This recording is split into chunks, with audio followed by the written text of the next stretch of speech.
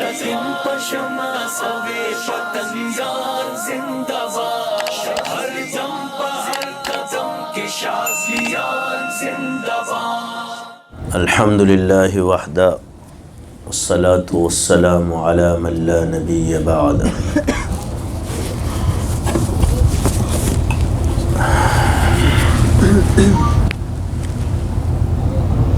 ہم چلے تھے جانب منزل تنہا، مگر لوگ آتے رہیں قافلہ بنتا رہا۔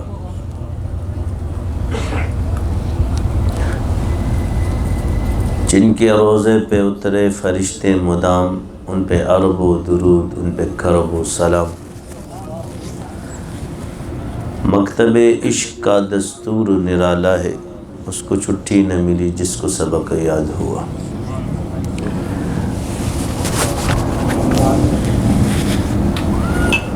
تمام تر کمزوریوں کے معترف ہیں،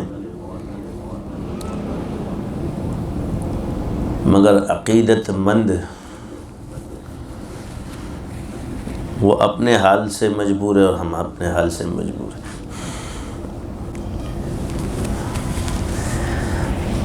بات یہ ہے کہ ان کے لیے وہ ضروری ہے اور ہمارے لیے ضروری ہے کہ ہم کچھ نہیں ہے، سب کچھ اس کا ہے۔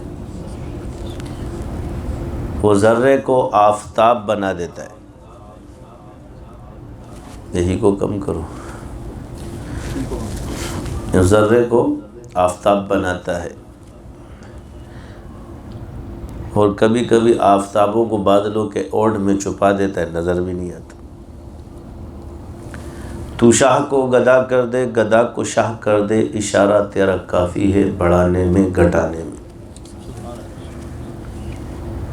عرض یہ ہے کہ یہ ہماری ذات کا کمال نہیں ہے، کیونکہ ہم انسان ہیں، خطاؤں سے بھرے ہوئے ہیں۔ یہ صرف اور صرف اللہ کا فضل ہے، سلسلے کی برکات ہے کہ آج ہم یہاں بیٹھے ہوں، یہ لوگ جمع۔ کبھی کسی نے نام بھی نہیں سنا ہوگا کہ یہ سلسلہ بھی ہے، کیونکہ اکثر ایک سوال ہمارے پاس آتا ہے کہ ہم نے تو پہلے نہیں سنا۔ تو میں نے کہا جو پہلا ہوتا ہے وہی تو سچا ہوتا ہے، کیونکہ آپ نے پہلے نہیں سنا۔ پہلا اوریجنل ہوتا ہے، دوسرا جعلی ہوتا ہے۔ تو اصلی اور جعلی پہچان کیا ہے؟ پہلا والا کیا ہوا؟ وہ اصل ہوا۔ تو سلسلے ہیں، تو آپ نے پہلے نہیں سنا تو پہلی بار سن لیا، تو بس اتنی ہی دلیل ہماری حقانیت کی کافی ہے کہ یہ اللہ نے دیا ہے۔ کسی انسان کو یہ چیز طاقت نہیں کہ وہ دے، کیونکہ وہ تو عز من تشاء وہ تو ذل من تشاء، مشہور کرنا، عزت دینا اور ذل اس کا کام ہے۔ اور ایسے بھی کھڑے نہیں ہوئے تو اصلاح معاشرہ صرف یہ نہیں ہے کہ ہم اچھے ہیں، یہ وعیدات جتنی بھی قرآن اور احادیث میں وارد ہیں، یہ اچھوں کے لیے، یہ بروں کے لیے تو صرف امیدیں ہی امیدیں ہیں۔ یہ ڈرانا کس کے لیے ہے؟ جو اچھے بن کے پھرتے ہو، ڈرو تم، اور جو برائیوں میں پڑے ہوئے ہیں وہ امید کے لیے ہے۔ تو یہ گنگا جو ہماری نا الٹی بہنا شروع ہو گئی، اس کے سیدھا کرنے کی بھی ضرورت ہے۔ رہی یہ بات کہ صرف ہم ہی مخلص ہیں، قطعی طور پر کسی اوروں پر الزامات لگانا ٹھیک نہیں ہے۔ ہر انسان جب کوئی کام کرتا ہے، اس کی چاہت ہوتی ہے کہ میں اللہ کی رضا کے لیے کروں۔ وہ الگ بات ہے کہ اس کی کمال تک وہ نہیں پہنچتا، وہ انسان ہے، گر جاتا ہے۔ ہم ان کی پوری زندگی کو اپنے نام نہیں کر سکتے۔ ہر کسی نے جو محنت کی، کوشش کی، ان کے الفاظ کے دھاروں میں صرف اپنے کو ہی باکمال پیش نہیں کیا کرے، یہ ٹھیک نہیں ہوتا۔ اور پوری امت کو بالکل گناہگار کر دو، ہم سارے نیکوکار بن جائے، ایسے الفاظ سے گریز کرو، یہ تکبر کی عکاسیاں ہوتی ہیں۔ کوئی بھی انسان نہیں چاہتا کہ اس کے ہاتھ سے کوئی بگڑ جائے، کوئی انسان نہیں چاہتا کہ وہ خود بگڑ جائے۔ حالات اور واقعات اس کو خراب کر دیتے ہیں۔ آج اگر ہم دین پر آئے تو یہ تو اللہ کا فضل ہے، مگر ہمیں دوسرا حقیر نظر آنا شروع ہو جاتا ہے، اپنا آپ پاکیزہ۔ تو یہ بھی ایک خطرناک بیماری ہے جو عجب کو پیدا کرتی ہے، اور عجب ایک ایسی خطرناک بیماری ہے جو ریا کو پیدا کرتی ہے، اور اس کو امام ابو حنیفہ رحمۃ اللہ نے اعتقادیات میں لکھے۔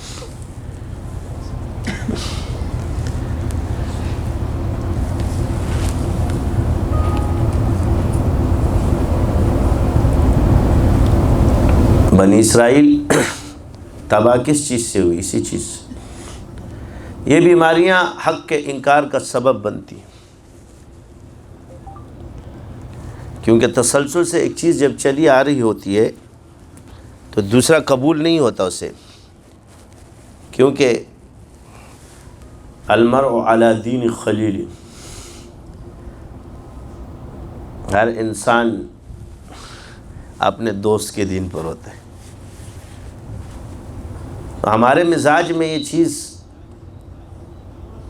من جانب اللہ ہے، اللہ نے ڈال دی کہ کمیاں اور کوتاہیاں ہر جگہ موجود ہیں، چاہے وہ کسی بھی طبقے میں یا مذہبی ہو یا کوئی بھی ہو، اچھائیوں کو تلاش کرو۔ اگر کہیں صوفیہ کی نرمی سے نقصان ہوا ہے تو کہیں علماء کی شدت سے بھی ہوا ہے۔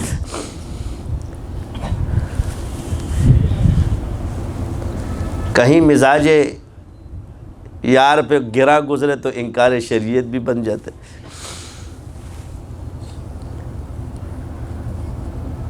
سوال یہ نہیں ہوتا، سوال یہ ہوتا ہے کبھی اللہ نے آپ کو کمال عظیمت میں دینا ہے اور کبھی رخصت میں، یہ اس کی مرضی ہے، جس میں دے دے۔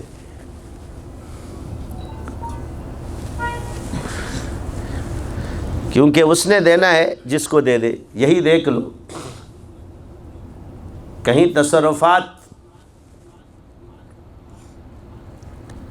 کمالات آپ کو رخصت میں حاصل ہوتے ہیں، کہیں آپ کو عزیمت میں بھی نہیں ہوتے، اس کی مرضی ہے جہاں سے دے۔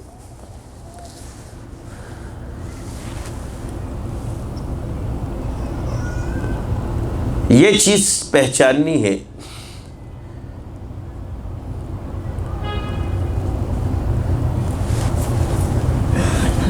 تو انسان اپنے آپ کو جب پہچان لے گا تو اللہ کو بھی پہچان لے گا۔ یعنی ایک رحم دل سمجھ کر آپ سوچو کہ ایک بندے نے آپ کے ساتھ بہت ظلم کیا، آپ تو انسان ہو، بہت زیادتیاں کی، مگر آپ تو رحم دل ہو اور ترس کا کہ یار مجھے معاف کر دے، مجھ سے غلطی ہو گئی۔ آپ کیا کرو گے؟ معاف کر دو گے، اس کو سزا دو گے؟ معاف کر، یعنی اس بات سے آپ پہچان لو کہ تم انسان ہوتے ہوئے بندے کو معاف کر دو گے، وہ رب ہوتے ہوئے تمہیں معاف نہیں کرے گا۔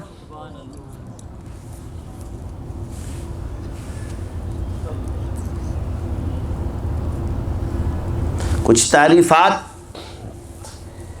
ولایت کی ایسی کی جاتی ہے، ہم یہ نہیں کہتے کہ جی ولی بس تم لوگ ولی بن جاؤ تو گڑبڑ نہیں، ولایت کی تعریفات ایسی مت کرو کہ جس کو نبوت سے بھی اوپر بنا دو۔ یعنی وہی بات تو جانیں کہ نبوت افضل ہے یا ولایت افضل ہے، تو لگ گئے تم بات اس میں۔ اس کی اصلاح کی فکر توڑی ہے ہمیں۔ تو نبی جو ہے وہ گناہوں سے منزہ ہے، کبیرہ سے، صغیرہ سے، کفر سے، شرک سے، قباحِ سے۔ یہ عقائد کے اندر منزہ ہے، جس کی عام تعریف آج کل آپ کرتے ہیں معصوم عن الخطا۔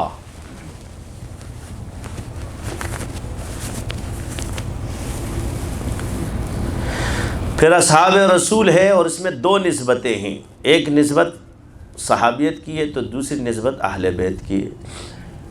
یہ اہل بیت نسب کے ساتھ ہے لیکن ہے نسبت، یہ نسبت جو ہے نسب کے ساتھ ہے، کیونکہ وہ صحابی بھی ہے اور اہل بیت بھی ہیں۔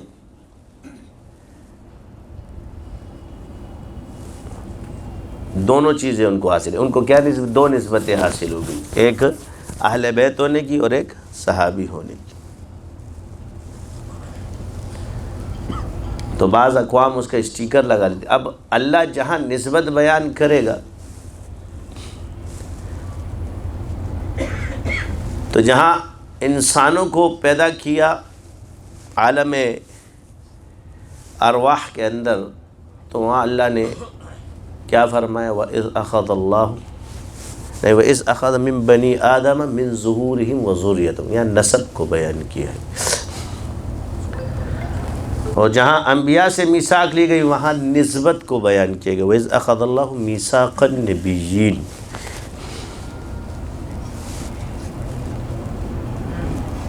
یہاں نسبت ہے، یہاں نسب ہے.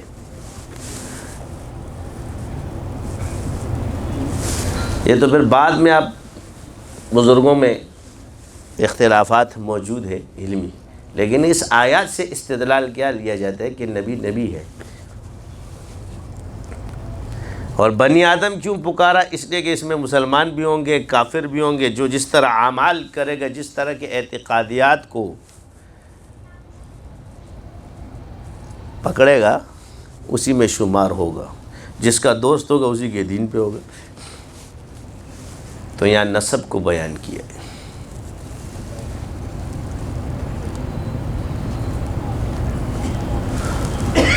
اسی طرح جب بنی اسرائیل سے خطاب کیا جاتا ہے تو ان کے نسب سے یا بنی اسرائیل اذکروا، اور جب ایمان والوں سے خطاب کیا جاتا ہے تو یا ایھا الذین آمنوا.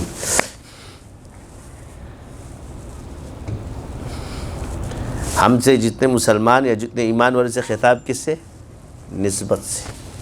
کیونکہ نسبت جو ہے وہ ایمان کے ساتھ ہے. ہم پر اپنے ایمان کی حفاظت لازم ہے. اور ایمان دو قسم کا ہے، ایک ایمان اعتقادی ہے اور ایک ایمان عملی ہے. جسے آج اعتقادیات میں کہا جاتا ہے کہ منجی ہے، ایک معلّہ. وہ ایمان جو آپ کو نجات دیتا ہے وہ کلمے کے ساتھ ہے، اور جس سے آپ کو درجات ملتے ہیں وہ عمل کے ساتھ.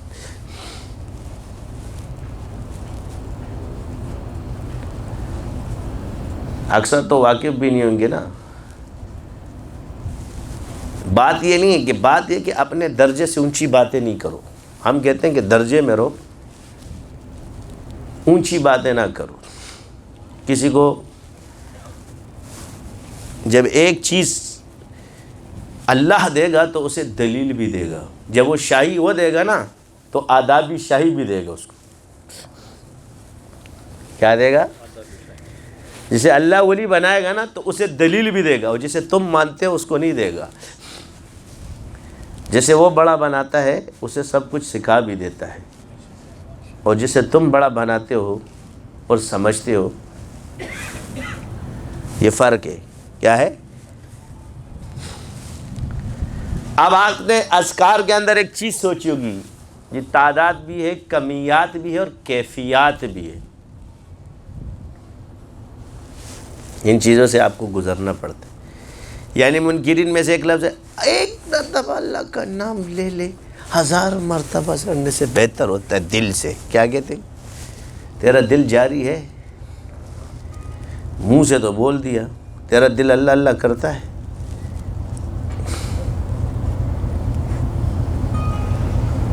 نہیں. یہ جو الفاظ آپ استعمال کرتے ہیں ان بزرگوں کے اقوال کے ایک دفعہ بہتر وہ کون سے تھے؟ جنہوں نے پہلے تعداد پر محنت کی، اس تعداد کی برکت سے ان کے اعمال وزنی ہو گئے، اور اس وزن سے ان میں کیفیات پیدا ہو گئی. اس طرح کا ایک نام پھر جب لیا جاتا ہے تو پہلے ان مراحل سے گزرتا ہے، تب اس نام میں وہ تاثیر آتی ہے. وہ نسبت کے ساتھ ہے، وہ زبان کے ساتھ نہیں ہے. جیسے صحابہ نے پڑھا، صحابیت کی نسبت کے ساتھ ایک دفعہ پوری کائنات کے اولیاء جمع ہو جائے، علماء جمع ہو جائے، مجتہدین جمع ہو جائے، تابعین جمع ہو جائے، تابعین اس کلمے کے درجے تک نہیں پہنچ سکتے.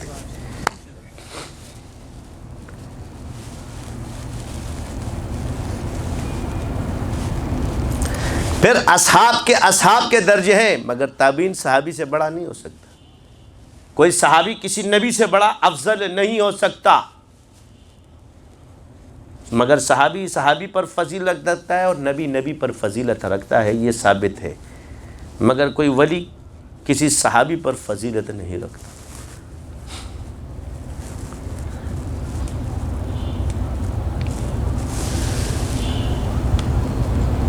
اس لیے کہ ہم نے متون پڑھے اور پھر اپنے سے اس میں سے قیاسات کیے اور ان کے درجات، جس کو اللہ نے درجہ دیا اس کو اپنے درجے کا پتہ ہے،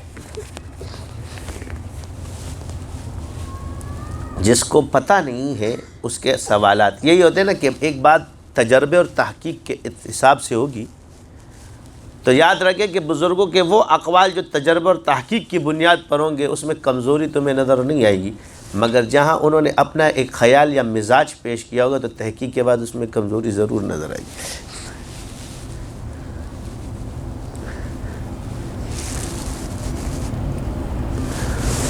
تو کبھی کبھی ہم تعریف کرتے ہیں نا مولوی تو ہم سارے ہیں، کہ مولوی اور صوفی میں کیا فرق ہے؟ تو میں کہتا ہوں مولوی کہتے ہیں اس کی غلطی ہے، صوفی کہتے ہیں میری غلطی ہے۔ یہ آپ اپنے مزاج مولانا حضرات کر لیں، بیٹھ جاؤ گے نا چار، یا بچہ کیوں نہیں پڑھ رہا؟ والدین کی غلطی ہے، تو پڑھنے کیوں آیا تھا؟ جب پڑھانا ہی والدین رہتا تو آپ کس لیے بیٹھے ہو؟ پیسے بھی ابا دے، پڑھائے بھی وہ، ہوتا ہے کہ نہیں؟ اس کی غلطی ہے، صوفی بنو گے تو میری غلطی ہے۔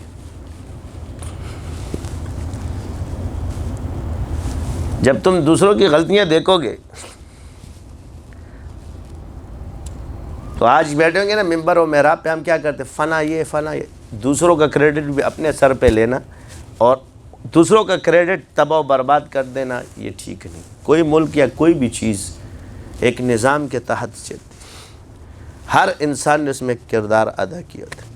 اگر اس میں ذرا سی بھی گاڑی اس وقت تک نہیں چل سکتی، اگر ذرا سا بھی کوئی چیز پنچر ہو جائے تو تم بھی رک جاؤ گی۔ اس کا مطلب ہے جب ایک چیز چل رہی ہے تو سب سسٹموں کے ساتھ ہی تو چل رہی ہے، ہر کوئی اپنا کردار ادا کر رہا ہے معاشرے کے اندر۔ ہمیں معزز بنایا ہے آپ ذات نے نہیں، دین کے شرف نے۔ ہم دین پڑھاتے ہیں، ہم ذکر کرتے ہیں، اس کی وجہ سے ہم مشرف، ہم سلسلے والے ہو گئے، سلسلہ مشرف ہے، ہم نہیں، اس سلسلے سے میں ٹچ ہو گئی۔ اینٹ کا کوئی کمال تھوڑی ہے، واش روم میں لگ جائے گی تو واش روم کا ہے، مسجد میں لگ جائے گی تو مسجد۔ اپنی ذات میں تو کچھ نہیں ہے۔ علامہ اقبال نے کہا نا، عمل سے زندگی بنتی ہے جنت بھی جہنم بھی، یہ خاکی اپنی فطرت میں نہ نوری ہے نہ ناری ہے۔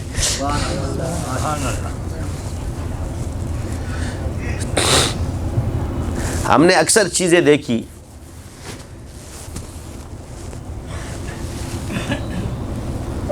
اور ان چیزوں پہ ہماری تحقیق اس طرح پہنچی کہ بھائی ہم بعض چیزوں میں ایسے تعویلات یا ایسے نظریات پیش کرتے ہیں جو کہ شریعت اور عقائد سے بھی ٹکراتے ہیں۔ یعنی ہمارا مزاج اتنا حاوی ہو جاتا ہے ہم پر، ہمارا مزاج ہی نہیں ہے، مزاج میں اور اصول میں فرق ہے۔ ہم نے کب کہا ہے کہ آپ کا مزاج شریعت ہے؟ آپ یہ کہو کہ شریعت کے مطابق ہے یا نہیں ہے۔ ہمارے سلسلے کا مزاج ہے، آپ کے سلسلے کا مزاج نہیں ہے، تو آپ اپنا مزاج تو ہم پر مسلط نہ کرو نا۔ اور جب پھر آپ کا مزاج خراب ہوتا ہے اور کھانا خراب ہوتا ہے تو پھر ان مزاج خرابوں کے پاس پہلے بیٹھے ہوتے ہو۔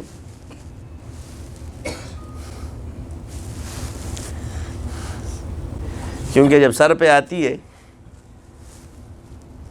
پھر جنات آتے ہیں، جادو آتا ہے، پہلے عامل کی بجا رہے ہوتے ہیں بڑا یہ فنا ہے، اور پھر جب ہوتا ہے کسی ماہر کو دکھا دیجیے، تو جی آپ کیا کر رہے تھے ابھی؟ آپ کو علاج نہیں آتا؟ جی نہیں، آپ کے پیچھے باتیں کرنا آتا ہے، کرنا نہیں آتا۔ ہمیں خراب کرنا آتا ہے، صحیح کرنا نہیں آتا۔ آپ نے علاج کیوں کیا؟ جی خراب کرنے کے لیے، تو سیکھو۔ اور جب جس نے سکھایا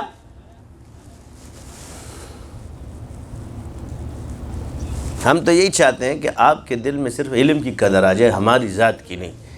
اس لیے ایسے بنے کہ لوگ کہ یار علم سیکھ لے، علم تو اس کے پاس ہے، اس کو چھوڑ دو، اس سے کیا لینا دینا. کیا ہے؟ بس ہم بھی یہی چاہتے کہ مجھ سے لینا دینا نہ ہو، علم سے لینا دینا ہو. یہ بھی لوگوں کو شرک سے دور رکھنے کا سبب ہے کہ اس کا یہ اعتقاد بن جائے کہ اللہ ہی کرنے والا ہے.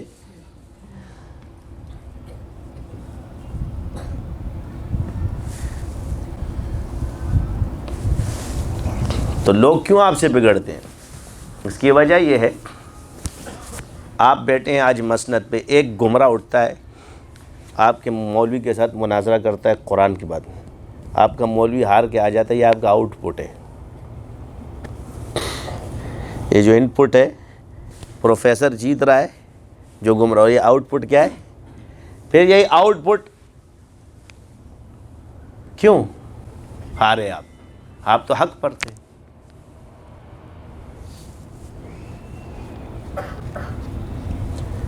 ابھی ایک اٹھے گا کہے گا جی آپ کا یہ والا عقیدہ کہاں سے ثابت ہے؟ تو جواب آپ لوگ نہیں دے رہے ہو، اور وہ میڈیا پہ ٹکا ٹکا ٹکا ٹکا. تو جس عظیمت پہ آپ بیٹھے ہو اور اس رخصت سے اس نے سب کو جو ہے نا آپ کا چہرہ دکھا دیا، اور آج تک کسی نے جواب نہیں.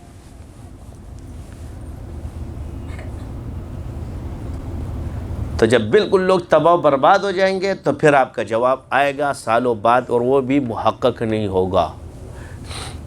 اس پہ اعتراضات پر اعتراضات ہوں گے. تو آپ تو حق پر ہے، ادھر اس کو جواب کیوں نہیں دیا؟ یہ ہے وہ کمزوریاں، کیونکہ ان کے ساتھ شیاطین ہوتے ہیں. تم نے کتاب پڑھی ہے، شیطان ایسے ہی ان کے رکھوالے، اور تمہارے ساتھ فرشتے مجاہدوں کے ساتھ آئیں گے. وہ علم جو اللہ تعالیٰ نے تمہارے لیے رکھا، اس پہ آپ کی محنت نہیں، جس سے شیاطین بھاگتے ہیں، لاجواب ہوتے ہیں. آپ سمجھتے ہو کہ کتاب سے میں فقیہ النفس بن جاؤں گا، یہ نہیں ہے یہ طریقہ. یہ جب آئمہ کو نہیں ملا، آپ کو کیوں ملے گا؟ یہ تعریف غلط ہے آپ کی. میں یہ وثوق کے ساتھ آپ سے کہہ رہا ہوں کہ یہ بات مت کرو کہ اس سے ہوگا. اس کی وجہ ہے، انبیاء سے اللہ نے ذکر کرایا، صحابہ سے ذکر کرایا، تابعین سے ذکر کرایا، صوفیہ، اور آپ کہتی جی میں پڑھ پڑھ کے بن جاؤں گا. تو اس لیے ذکر پڑھے پڑھے والے نہ بنو، ذکر کرے کرے والے بنو. جو پڑھ پڑھ کے آپ کو ذکر بتاتے ہیں، اس سے آپ کو نقصان ہوگا. جس نے کر کر کے ذکر کیا گا، اسی سے بچو گے. جو پڑھا ہوا ڈرائیور ہوتا ہے نا، وہ ایکسیڈنٹ کرے گا، تجھے بھی برباد کرے گا. اور جس نے پڑھا نہ اور ڈرائیونگ کی ہو، وہ تمہیں رستے سے نکال کے لے جائے گا. پڑھے ہوئے تیراک لوگوں کو ڈبو دیں گے، مگر کرے ہوئے تیراک لوگوں کو نکالنا جانتے ہیں. یہ تجربے کی دنیا ہے. اس لیے دین کی پختگی پڑھنے کے ساتھ مجاہدے میں آگے، والذین جاہدوا فینا لنہدینہم سبلنا. اور نہ میرا یہ عقیدہ ہے کہ تم لوگ معصوم ہو جائیں گے، علم تم میں آ جائے گا. روافظ کے یہ عقائد ہیں کہ گناہ اللہ نہیں بخشے گا. خوارج کے یہ عقائد ہیں کہ اللہ نہیں بخشے گا. یہ معتزلہ کے عقائد ہے کہ اللہ نہیں بخشے گا. یہ اہل سنت والجماعت کا عقیدہ نہیں ہے. یہ نسبت سے خارج کرنے کے اعتقادیات ان کے ہیں. یہ اہل حق کے عقائد نہیں ہے. سوال یہ آئے گا، بزرگوں نے فرمایا کہ اس کو مشغلہ نہیں بناؤ، تو بزرگوں نے یہ بھی تو نہیں فرمایا کہ سیکھو مت. اب اکابر نے فرمایا مشغلہ مت بناؤ، تو آپ نے تعریف کر دی مشغلے سے مراد کون سے لوگ ہیں؟ تشریح تو آپ نے کی نہیں. فرمایا سیکھو، تشریح میں کر رہا ہوں، مگر مدرسین اس کو مشغلہ نہ بنائیں جو کتابیں پڑھاتے ہو. مگر جو مولوی فارغ ہیں ان کو تو بنانا چاہیے، ورنہ امت پھر بگڑ جائے گی، توازن بگڑ جائے گا. کیونکہ یہاں پڑھائے گا تو اس کا توازن بگڑے گا. وہ فارغ ہے، اگر وہ نہیں کرے گا تو امت کا توازن بگڑے گا. تو ہر عالم مدرس نہیں ہے، اور ہر مدرس فارغ نہیں ہے. کم سے کم اتنا تو کرو نا کہ کسی اور کے پاس جانا تو نہ پڑے تمہیں. گھر تک کے تو رہو، کہیں یہ تو نہ کسی ماہر تک اپنے پہ آئے تو کم سے کم تم اپنی مہارت سے اپنے آپ کو تو نکال لو، تمہیں کسی ماہر کے پاس جانے کی ضرورت نہ پڑے۔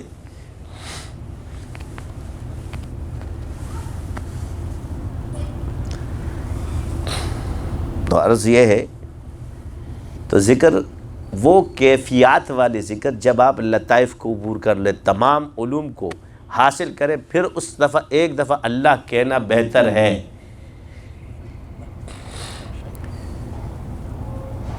اور وہ تمہیں حاصل نہیں ہے اقرار باللسان و تصدیق بالقلب، تم تو لطیفوں کو ہی نہیں مانتے تو جاری کہاں سے ہوں گے؟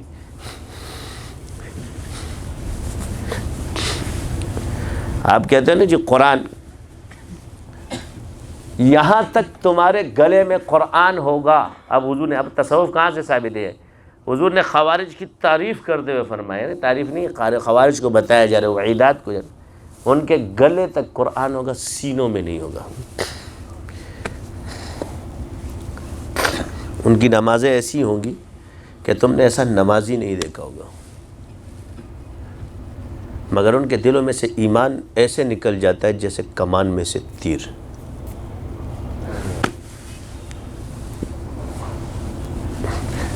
یعنی ادھر کا حضور نے کیا فرما دیا، جو ادھر تک ہے نا، تو ان لوگوں سے بچو جو اندر بھی آؤ۔ اب وہ کیسے ہوگا؟ جب آپ کی زبان قرآن پڑھے تو آپ کا دل بھی پڑھے، اقرأ بسم ربک الذی خلق۔ جب تمہاری زبان بسم اللہ کہے نا، تمہارا سینہ بھی اندر سے کہے بسم اللہ۔ یہ وہ کیفیات والا ذکر ہے کہ جو تمام اذکار پر فضیلت رکھتا ہے، کیونکہ انسان کے سامنے اقرار باللسان شرط ہے، اور اللہ کے سامنے اقرار بالقلب ہے، تصدیق قلب کے ساتھ ہوگا، کیونکہ اللہ جس ایمان کو مان وہ ہے دل کے ساتھ۔ وہ ذکر جو تمہارے دلوں کے اندر ہو، وہ قرآن جو تمہارے دلوں کے اندر نقش ہو جائے، سینوں کے اندر محفوظ ہو جائے، یہ جو ابھی ہے یہ تمہارے عقل میں محفوظ ہوا ہے، سمجھ گئے؟ یہ جو گلے کا قرآن حضور نے فرمایا، اس سے مراد ہے کہ وہ ابھی کس میں؟ ذہن میں ہے، دماغوں میں ہے، سینوں میں محفوظ کرو اس کو۔ وہ کب ہوگا؟ یہ تصوف کی برکت سے، یہ چلہ کشی کی برکت سے ہوگا، وہ کسی ماہر کے ساتھ بیٹھنے سے ہوگا۔ یہ جو آپ کہتے ہیں نا ایک بزرگ نے قدم اٹھایا قرآن ختم کر لیا، کرامات اولیاء میں پڑھتے ہو کہ نہیں پڑھتے؟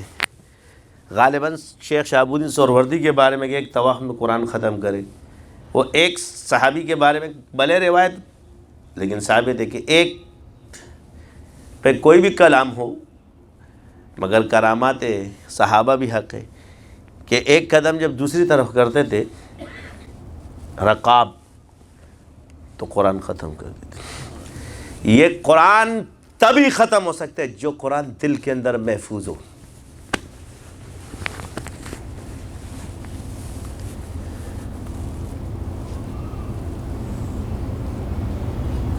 ایسے اولیاء جو اثر میں مغرب تک قرآن ختم کر دیا گیا۔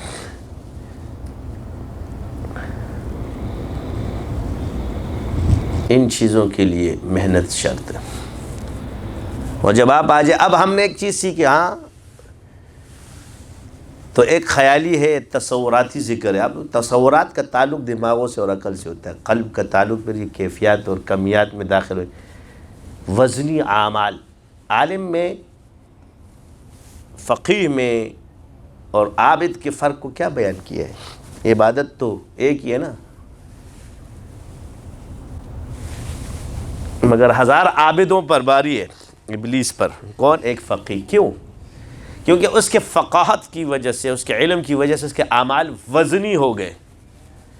علم کی برکت سے عمل کیا ہو جاتا ہے؟ وزنی ہو جاتا ہے۔ قاری کا قرآن اس کے علم کی برکت سے وزنی، اس کے اعمال وزنی ہو جاتے ہیں۔ ذکر کی برکت سے اللہ کا قرب ہمیں حاصل ہوتا ہے، جس سے عمل میں وزن آ جاتا ہے۔ یہی کہ ابو بکر صدیق رضی اللہ عنہ کی قرب جتنا حضور کو حاصل ہے، باقی ان کی تمام نیکیوں کے بارے میں حضرت عمر کے حضور کیا فرماتے ہیں کہ تمام نیکی ابو بکر کی ایک نیکی کے برابر ہیں۔ اس کا یہ مطلب نہیں کہ حضرت عمر کی نیکی نہیں۔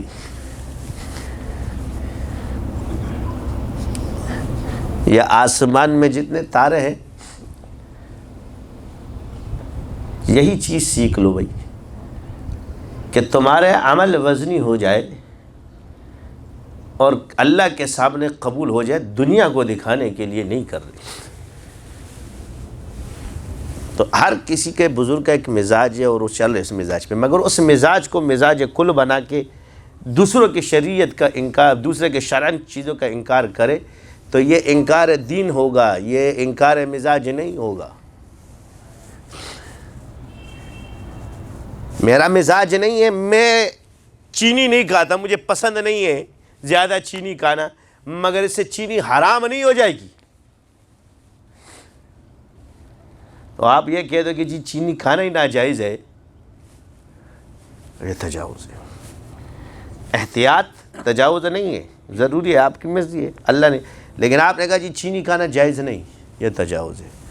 آپ نے حلال چیز کو کیا کہا؟ حرام کہہ دی۔ ہمارے لیے عملیات کرتے، ہمارا سلسلہ عملیات کا امام ہے۔ کیا ہے؟ چھوٹی نام نہیں دو، جتنا بڑا نہ اتنا نام دو۔ کیا ہے؟ امام ہے۔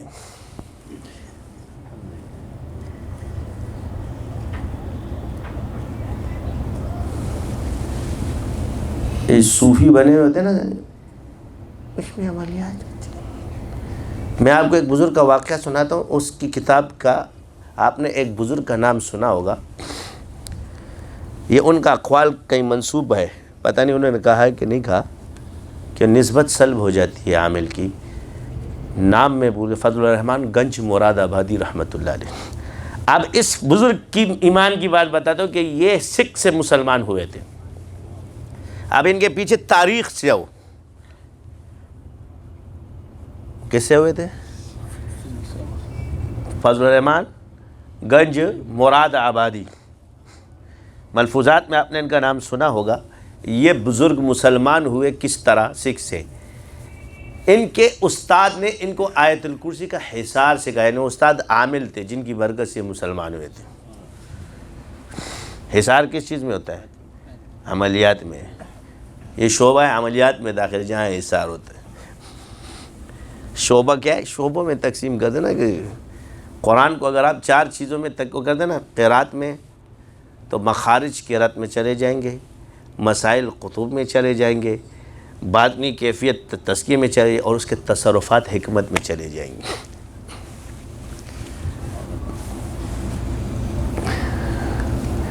قرآن کو جز مت بناؤ، قرآن کل ہے کہ اپنے نام کر دو اور باقیوں کو باہر کر دو۔ صرف تمہارا علم قرآن میں نہیں آتا، یہ سارے علوم قرآن میں داخل ہیں۔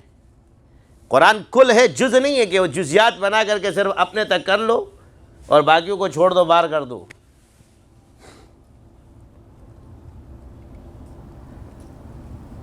جس سے سنت سے ثابت ہو، جس طرح حضور نے صحابہ نے پڑھا ہوگا، اس کے اشارے بھی موجود ہیں، اس پہ سنت بھی، عمل بھی موجود ہے۔ تو فرمایا آیت الکرسی کا حصار کرتے تھے۔ کیا کیا ہے؟ تو اس کے والد کو جب پتہ چلا کہ یہ مسلمان ہو گیا تو انہوں نے پر بڑا تشدد کیا۔ ایمان پختہ تھا، نوجوان تھے، نہیں ہوا، تشدد بہت کیا مگر نہیں مانے۔ آخر کار انہوں نے سادھو کو بلایا، سنتے جاؤ۔ کس کو؟ سادھو کو سمجھتے ہو؟ سادھو کس کو کہتے ہیں؟ سادھو جس نے اپنے حمزات کو سدھ کیا ہو، یعنی قابو کیا ہو، پکڑا ہو، اس کو کہتے ہیں سادھو۔ وہ کہتے ہیں نا سدھ کرنا، سیدھا کرنا، قابو کرنا کسی بھی چیز کو، تو اس کو ہندو سادھو کہتے ہیں۔ کیا کہتے ہیں؟ سادھو اس کو کہتے ہیں جس نے اپنے حمزات کو تصرف میں لایا اور اس سے کام لیتا ہو۔ یہ سادھو، یہ ضروری کہ حمزات مسلمان قابو نہیں کر سکتے، قرآن کے ذریعے بھی ہو جاتے، لیکن وہ لوگ اپنے منتروں سے کرتے ہیں۔ جیسے اکثر کہتے ہیں نا دم کا کیا کمال ہے؟ یہ تو ہندو بھی ڈالتا ہے. کیا کہتے ہیں؟ یہ کہتے ہیں کہ نہیں کہتے؟ تو ثواب یہ ہے کہ ہندو کے مذہب میں جو دم ڈالتے ہیں وہ ان کے مذہب کے با کمال لوگ ہوتے ہیں یا بے کمال لوگ ہوتے ہیں؟ پنڈت مانے جاتے ہیں. کیا مانے جاتے ہیں؟ تو ان کے مذہب میں وہ معزز لوگ ہوتے ہیں. اسی طرح مسلمانوں میں بھی جو قرآن سے دم ڈالتے ہیں ان کو بھی اللہ معزز بناتا ہے. یہ منطقے کسی اور کو سکھاؤ. ابھی شاذلیوں کے ہتھے لگے ہو تم لوگ سب سیدھے ہو جاؤ گے. ابھی سنتے جاؤ. یہ اسی بزرگ کا قول پیش کر رہا ہوں. یہ ان کا واقعہ جا کے پڑھ لینا. تو سادھو نے کیا کیا؟ اپنے حمزات کو علم کے ذریعے چھوڑا. اس نے چھری اٹھائی اور اس نے اس کو حصار میں بند کیا پہلے اپنے. اور وہ چھری جیسے اس نے بڑھائی تو اس نے یہاں پر آیت الکرسی کا وظیفہ شروع کر دیا. آیت الکرسی کا جیسے حصار باندھنا شروع کیا یہاں سے وہ حمزات اس کے قریب آئے اور پلٹ کے سادھو کے پیچھے. اب سادھو آگے آگے, حمزات اس کے پیچھے پیچھے. کیا کہا؟ سادھو آگے آگے اور حمزات پیچھے پیچھے. یہ سیکھا ہوا ہے.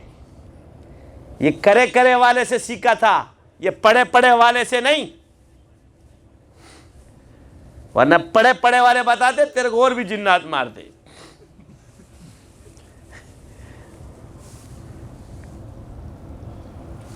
وہ کرے کرے والے سے سیکھا تھا. تو کرے کرے والے نے جیسے ہی اس کا حمزات اس کا علم سلب ہوا اور حمزات سادھو کے پیچھے, اور سادھو نے بہت دوڑتے چکر لگا کر کے سیدھا پیروں میں آیا. معافی خدا کے لیے مجھے معاف کر دے, مجھ سے غلطی ہو گئی ہے. جب حضرت نے ان کو معاف کیا تو تب اس کے حمزات نے اس کو چھوڑا.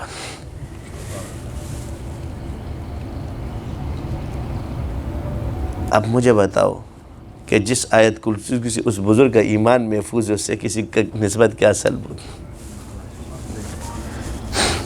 جس علم کی برکت سے ان کا اپنا ایمان محفوظ ہو گیا,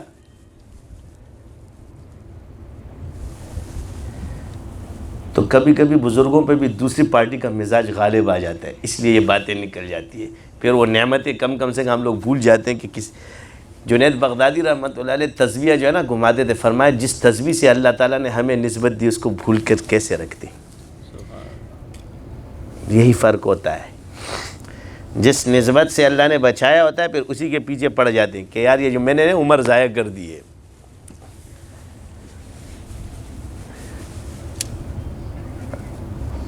تو ہم نے بزرگوں کی اس چیز کو آپ کو بتا دیا. اب مجھے بتاؤ, ایک ہی بزرگ ہے, پورا واقعہ آپ کو بتا دیا, اب اس کا کیا کہو گے؟ چلے جی, عبد القدس گنگوئی رحمۃ اللہ علیہ کا واقعہ بیان کرتے ہیں کہ ایک عامل نے ان کے پیچھے جنات بھیجے تو جنات ان کے, تو وہ عبد القدس گنگوئی تھے, آپ نہیں تھے. وہ عامل بزرگوں میں شامل تھے. اور عبد القدس گنگوئی وہ بزرگ تھے جن کو صحابی رسول کی زیارت ہوئی تھی جن کی, اور وہ جن جو سانپ مارا تھا وہ خود اس علم کے ماہر بھی تھے. عبد القدس گنگوئی نے اس چیز کا انکار نہیں کیا کہ میں عامل نہیں ہوں, یہ آپ کے بعد والوں نے انکار کیا ہے. جن کو آتا نہیں تھا ان کے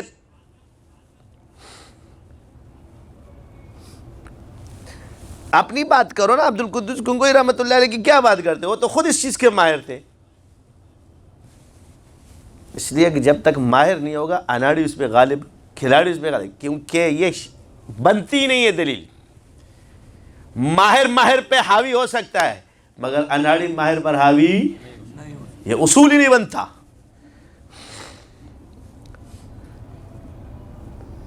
تو عبد القدس گنگوئی رحمۃ اللہ علیہ کے پاس کیا ہے, وہ گئے, انہوں نے سے ایک سانپ کو مارا. واقعہ سنو. وہ سانپ جب مارا تو رات کو سو رہے تھے, چارپائی اٹھا کے, وہ بھی تو جن تھے, جنات ان کو اٹھا کے لے گئے. اب آپ کو بتا رہا ہوں کہ وہ جن قابو کیوں ہو رہے, پہلے سارا واقعہ غور سے سن لو تو سمجھ میں آ جائے گا, جوڑتے جاؤ. ابھی جنات نے کیا کیا, چارپائی اٹھا کے لے گئے. وہ بھی تو عبد القدس گنگوئی رحمۃ اللہ علیہ تھے نا, یا کوئی اور تھے؟ جنات لے گئے, چارپائی کو اٹھا کر کے ایک غار کے اندر چلے گئے. ایک تخت لگا ہوا ہے, بادشاہ بیٹھا ہوا ہے, عالیشان ایک دربار ہے، اور بطور مجرم ان کو پیش کیا، آپ نے ہمارے بندے کو قتل کیا ہے، ہم آپ سے قصاصاً آپ کو ماریں گے۔ کہا میں نے تو سانپ کو قتل کیا ہے، مارا ہے، فرمایا وہ جن تھا، تو فرمایا حضور نے فرمایا موذی چیزوں کو دیکھو تو مار دو۔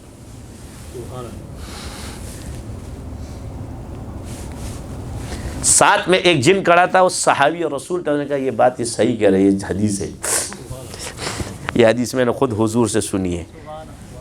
یہ ہے شاہ عبد القدس گنگوہی، تم نہیں ہو۔ صحابہ جنات کا ساتھ تھا، اس لیے جو جنات آ گئے وہیں پھنس گئے۔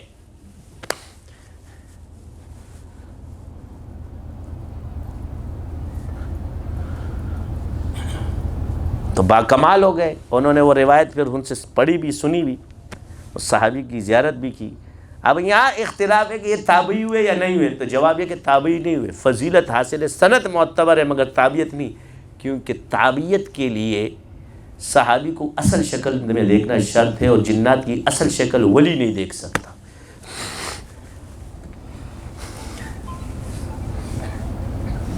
وہ نبی کی سمجھ آ گئی، نسبت معتبر ہے، فیض معتبر ہے، اور سند بھی معتبر ہے، علم بھی معتبر ہے، مگر وہ نسبت جو ان کو غیر ثابت ہو حاصل نہیں ہوئی، لیکن ایک صحابی رسول جن کو دیکھنے کا شرف ان کو حاصل ہوا۔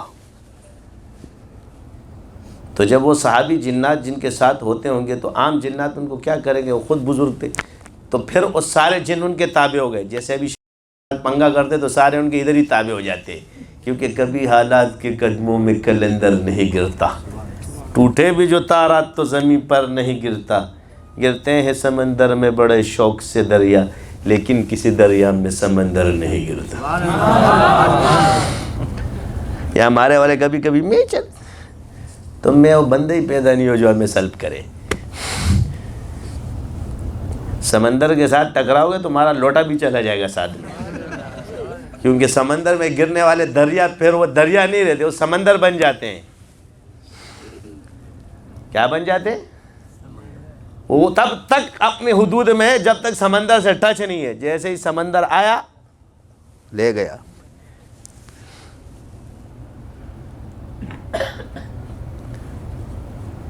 تو جب اللہ نے ہمیں دیا تو کتنی مخالفت کی لوگوں نے، اس لیے کہ ہم نے اصول کو پکڑا، اس لیے آپ میرا کچھ نہیں بگاڑ سکے،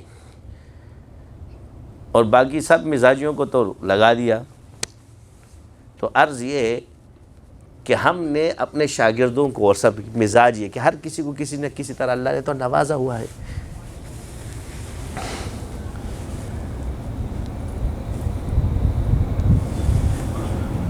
عبادات کی طرف لوگ آئیں گے، ذکر کی طرف آ رہے ہیں، اللہ بعض وقت سب کچھ سیکھنے کے بعد ایک حال آپ پہ طاری ہوتا ہے، یار ہم نے تو کچھ نہیں سیکھا، یہ حال مقصود ہے۔ کیا ہے؟ اب کہو گے کیسے؟ سب کچھ سیکھنے کے بعد کہوں میں خالی ہوں، سمندر پینے کے بعد بھی تیری تشنگی دور نہ ہوئی، یہ سیر کون سی ہے تمہیں ابھی تک پتہ نہیں ہے، اور اکابر بن کے بیٹھ جاتے، پھر لوگ کہتے ہیں ہم لوگ بڑے سینئر شاگردوں میں سے۔ حضرت گنگوہی رحمۃ اللہ علیہ فرماتے سب چیز سیکھنے کے بعد جب یہ کہو کہ میں کچھ بھی نہیں، میں نے کیا سیکھا، یہی تو کمال ہے۔ یہی کہتا ہے بندہ، کہتا ہے یار یہ لوگ ٹھیک ہو رہے ہیں، لوگ مجھے سمجھے تو کرنے والا اللہ ہے، میں تو کچھ بھی نہیں، لوگ پاگل ہے کہ مجھے اچھا سمجھتے، لوگ پاگل ہے کہ ہمیں اچھا سمجھتے۔ آپ کا حال ایسے ہو جائے گا کہ حضرت فرماتے ہیں ہماری مثال ایک پائپ کی طرح ہے کہ جس سے پانی گزر کے اوروں کو تو سیراب کرتا ہے، خود تشنگی میں رہتا ہے۔ تم گزرنے والے پائپ تو بن گئے، مگر تشنگی کیا ہے؟ برقرار ہے۔ اب بس ہے جستجو بحر الفت کی کہ اس میں ڈوب جانا ہی اے دل پار ہو جانا۔ ہمارے پاس یہ چیز مت لے کے آ کہ فلاں بزرگ یہ فرماتے ہیں، ہمیں یہ کہو کہ شریعت میں کیا ہے،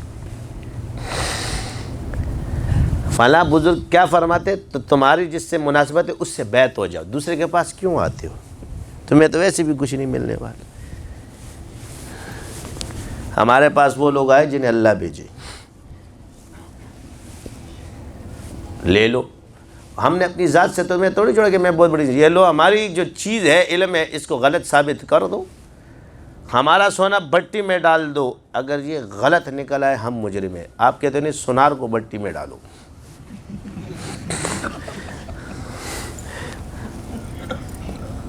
کیا کرو؟ سونار کو بھٹی میں ڈالو، اگر سونار بچ گیا تو ٹھیک ہے، نہیں تو ختم۔ تو بھائی اس بھٹی کے اندر صرف میں کیوں جاؤں گا، آپ بھی جائیں نا۔ آپ کے حضرت اقدس کو بھی اس بھٹی میں ذرا گزارو تو پتہ چل جائے گا، دودھ کا دودھ پانی کا پانی، یہ صرف ہمارے لیے بنی ہے۔ اصل بات یہ کہ بھٹی بھی ہم بنائیں اور مستثنیٰ بھی ہم ہو جائیں، واہ بھائی واہ، اصول بھی ہمارے ہو اور استثناء بھی ہمیں حاصل ہو، یہ نہیں ہو سکتا۔ اکثر آپ کو ایک لفظ آتا ہوگا، ثابت نہیں ہے، دوسرا لفظ سیکھا ہے مروجہ، تو سنت سے ثابت ہے، پہلے اپنے آپ کو تو ثابت کرو۔ کتابیں لگے، جس بزرگ نے یہ اصول بنایا تھا کیا وہ اس اصول سے مستثنیٰ ہے؟ کیا وہ اس میں آتے نہیں ہیں؟ یہ وہ شدت ہے جو اختیار کی گئی صوفیاء کے مقابلے کے اندر، اور اس میں اس اصول کے تحت صحیح جو علم رکھنے والے اکابر صوفیاء تھے ان پہ بھی رد کیے گئے۔ تو میں نے کہا نا یہی تو عطا ہے ربانی ہے، وہ کبھی رخصت سے نواز دے تو کبھی سنت سے۔ ابھی آپ کی فضیلت رخصت سے ہے، یہ جتنے مدارس قائم ہیں یا جتنے ہم لوگ کیا کہتے ہیں تصوف کے اسباق ہے، جتنے چلہ کشی ہیں، سب یہ رخصت میں داخل ہے، کوئی ثابت شدہ میں داخل تھوڑی ہے۔ تو اب سب کو کس سے نواز رہا ہے، کمال کس سے دے رہا ہے؟ رخصت سے۔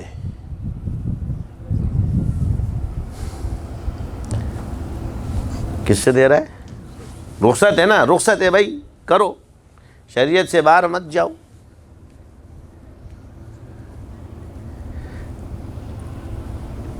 تو آپ علیہ السلام کی ایک سنت نہیں ہے، حضور نے دیکھو آپ علیہ السلام نے سب سے پہلے تنہائی میں ایک ذکر کیا ہے جس کو کہتے ہیں ہم غار حرا کا ذکر، کعبہ کو چھوڑ کے کدھر جا رہے ہیں؟ غار حرا۔ ابتدا کہاں سے؟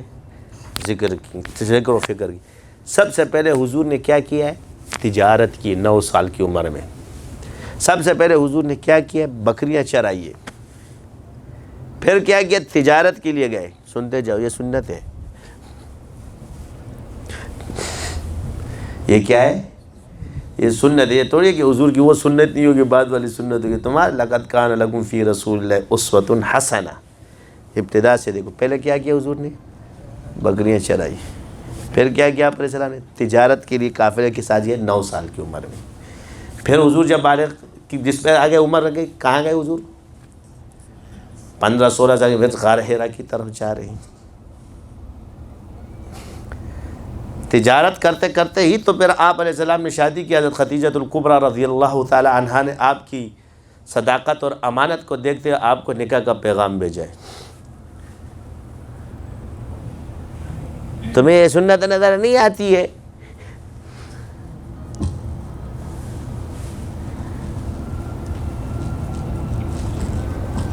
قبلہ درست کر رہا ہوں، سنتے جاؤ۔ 21 سال کی عمر میں پھر آپ علیہ السلام جب غار حرا کی طرف، 3 سال آپ غار حرا گئے، غالباً اتنا ہی ہے۔ کتنا؟ 1 سال نہیں، کتنے؟ 3 سال۔ اور 3 سال میں آپ علیہ السلام پر جب وحی آئی غار حرا میں، آپ کی خلوت گاہ میں، یعنی علم کا وصول، وحی شروع ہو گئی۔ پھر اس کے ساتھ دعوت کے ساتھ حضور نے جو 7 کام کیے، ایک لوگوں کی خدمت، تیمارداری اور دم کرتے تھے، عیادت کے لیے جاتے تھے، خدمت کرتے تھے۔ دعوت کے ساتھ کتنی چیزیں ہو گئی؟ عیادت، دم اور خدمت کلمے کی دعوت کے ساتھ، اور سب سے بڑی چیز صبر، دوسروں کی تکلیف پر صبر کرنا، دوسروں کی برائی کا بدلہ اچھائی سے دینا، یہ سب تصوف ہے بھائی۔ حضور نے جدا نہیں کیا، یہ آپ نے کیا ہے۔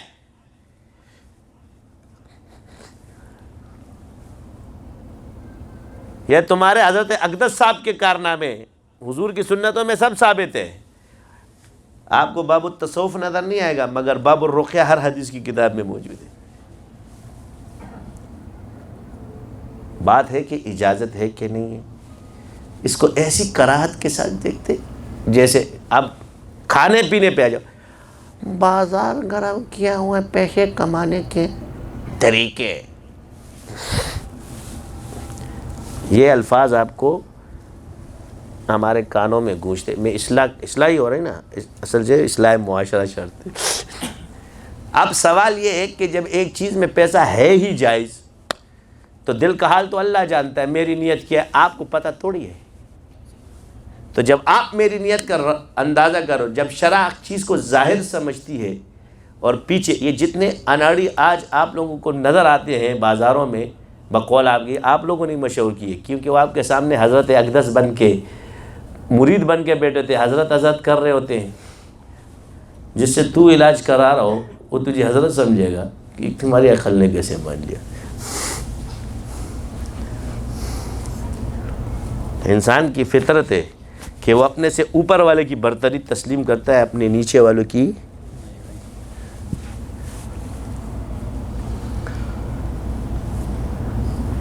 تو ان کو استعمال کر رہے ہوتے، ان کو آتا ہوا تھا تو کچھ نہیں، وہ جا کے لوگوں کو کہتے میں نے فلاں بزرگ کا علاج کیا تھا، فلاں کا کیا تھا، فلاں بزرگ میرے پاس آتے، لوگ متاثر ہوتے ہیں، اور تصویریں تو سب سے پہلے موجود ہوتی ہیں۔ چل بابا، عرض یہ کہ جس علم میں نقصان اس نے اپنا خود کیا۔ ایک شخص کے پاس آیا، شریعت نے آپ کو 4 جگہ جھوٹ بولنے کی اجازت دی ہے، سچ چھپا دو وہاں جھوٹ بول دو، عزت کا خطرہ ہو، کسی کی جان کا خطرہ ہو، فتنہ پھیلتا ہو، وہاں اجازت آپ کو دے رہا ہے، مگر دھوکے کے لیے نہیں دیتا اجازت۔ لوگوں کو بچانے کے لیے اس سچ کو چھپانے کا حکم ہے، مگر دھوکہ دینے کی اجازت۔ باقی شیاطین کے ساتھ جنگ ہے تو جنگ دھوکے کا نام ہے، ان کو دھوکہ دینے کے لیے اور تمہیں بچانے کے لیے بہت سی چیزیں کر سکتے۔ تو دشمن کو دھوکہ دینا جائز ہے، کیونکہ جنگ دھوکے کا نام ہے۔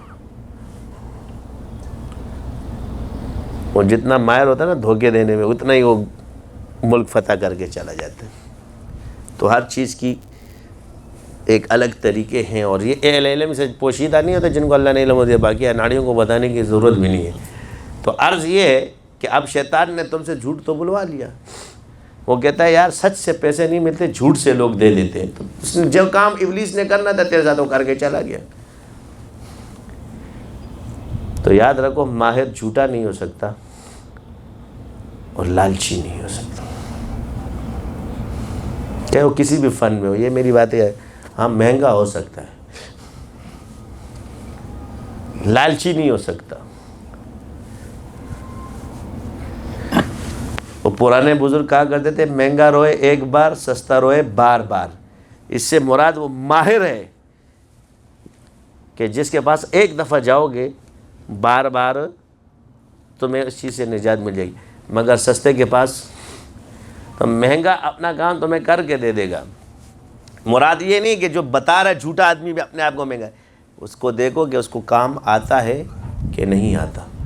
تو علم سکھانے کی چیز تھی، سو ہم نے سکھا دیا۔ شافی تو اللہ ہے، شفا اللہ کے ہاتھ میں۔ تو آپ اگر کسی سے جھوٹ سے پیسے لوگے تو تم نے اس کا نقصان نہیں کیا، اپنا نقصان کیا۔ تم نے لالچ کی، اس کا نقصان نہیں کیا، اپنا نقصان کیا۔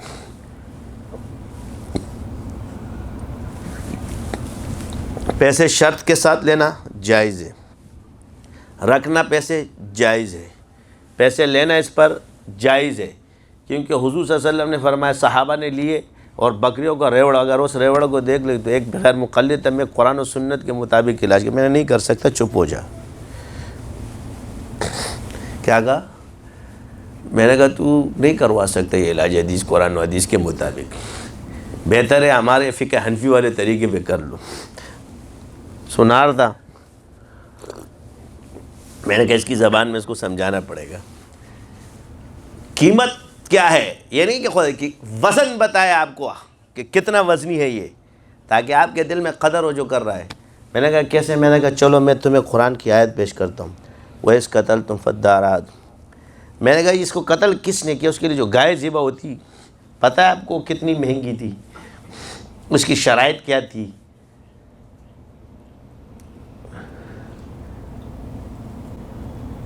عمل بتایا نا اللہ نے، یہ تو عمل بتایا ہے، ورنہ موسیٰ علیہ السلام فرماتے قم بِإِذْنِ اللہ، کھڑا ہو جاتا، رسول تو تھے۔ یہاں عمل بتایا جا رہا ہے۔ یہ جو بعض کہتے ہیں نا اصل ثابت نہیں، میں اب اصل ثابت کر رہا ہوں کہ کہاں سے ثابت ہے۔ اس اصل کی، اس عمل کی شرائط اللہ بتا رہا ہے۔ گائے کیسی ہو؟ لال ہو، تسر الناظرین، اور جوتی نہ گئی ہو، یعنی اس حال میں 3 شرائط رکھی۔ ایک ہو جیسے آج کل آپ کہتے ہیں نا 2 دانت کی بچیاں، رنگ زرد ہو اس کا، یعنی جوتی نہ گئی ہو حال میں۔ وہ گائے بنی اسرائیل کو ملی کتنی مہنگی؟ جتنا وہ گوشت تھا اتنا سونا۔ میں نے کہا آپ بھی تو ہم سے پوچھتے ہو کہ ہم پہ جادو کس نے کیا ہے، ہمارے ساتھ یہ کس نے کیا ہے؟ بات یہ کہ ایک چیز ثابت ہے، وہاں قتل کس نے کیا ہے اور تمہیں کون کر رہا ہے، بات ایک ہی ہے۔ اس کے لیے جو گائے ہو تو دے سکتا ہے؟ تیرا تو سونار کی دکان ہی خالی ہو جائے گی۔ کہہ رہے نہیں، وَإِنَّا أَعْطَيْنَاكَ الْكَوْثَرَ فَصَلِّ لِرَبِّكَ وَانْحَرْ إِنَّ شَانِئَكَ هُوَ الْأَبْتَرُ۔ اب یہاں پر جو دشمن ناکام ہے تو یہ قرآن کی آیت، قرآن ہے، سورت ہے، قربانی کے لیے نازل ہوئی ہے، تو کیا نہر ناجائز تو نہیں ہو جائے گا نا؟ تو میں نے کہا نہر کیا ہوتے ہیں؟ دشمن سے حفاظت بھی شرط ہے نا، کہ اونٹ، تو میں نے کہا تو اونٹ کا ریوڑ ذبح کر سکتے؟ کہ چپ ہو گیا۔ حضور نے 100 اونٹ ذبح کیے، قربانی تو 1 اونٹ پہ ہو جاتی ہے، ایک حصے پہ بھی ہو جاتی ہے۔ کچھ راز ہوتے ہیں اور رموز ہوتے ہیں، دونوں حکم ہیں اس میں۔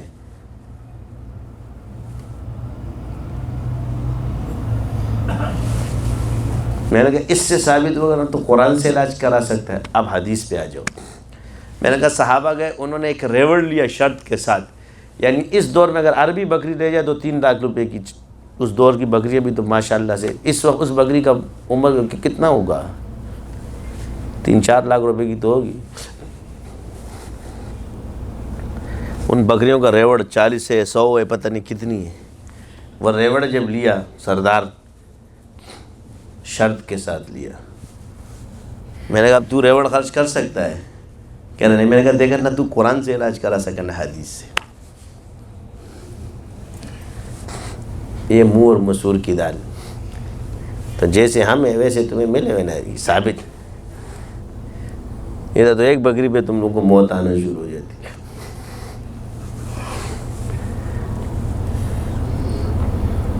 اب ریوڑ میں کتنے ہوں گے؟ 140۔ تو آپ علیہ السلام کے پاس جب یہ گیا، صحابہ میں وہیں اختلاف متن میں موجود ہے، تم کیا لڑو، یہ چیز ابھی بھی چل رہی، یہ متن کے اندر موجود ہے کہ آپ نے مکروہ کام کیا، کلام اللہ پہ، کتاب اللہ پہ آپ نے پیسے لیے، بخاری کی روایت ہے۔ جب حضور کے پاس گئے تو آپ علیہ السلام نے فرمایا جن امور پر پیسے لینا جائز ہے، بہتر ہے کہ کتاب اللہ پر لیے جائے۔ یہ حدیث ہے پوری، یہ رقیہ کے لیے۔ پھر ایک روایت میں کہ حضور نے فرمایا میرا حصہ بھی نکال دو۔ جس نبی کے لیے احد پہاڑ کے رزق سونا وہ رد کرے اور اس میں حصہ لے، اور تم لوگ کیا کہتے ہیں؟ حامل قرآن بھیجتے ہیں۔ یعنی تفسیر بالقرآن کے خلاف بات ہے اور تفسیر بالحدیث کے خلاف بات ہے.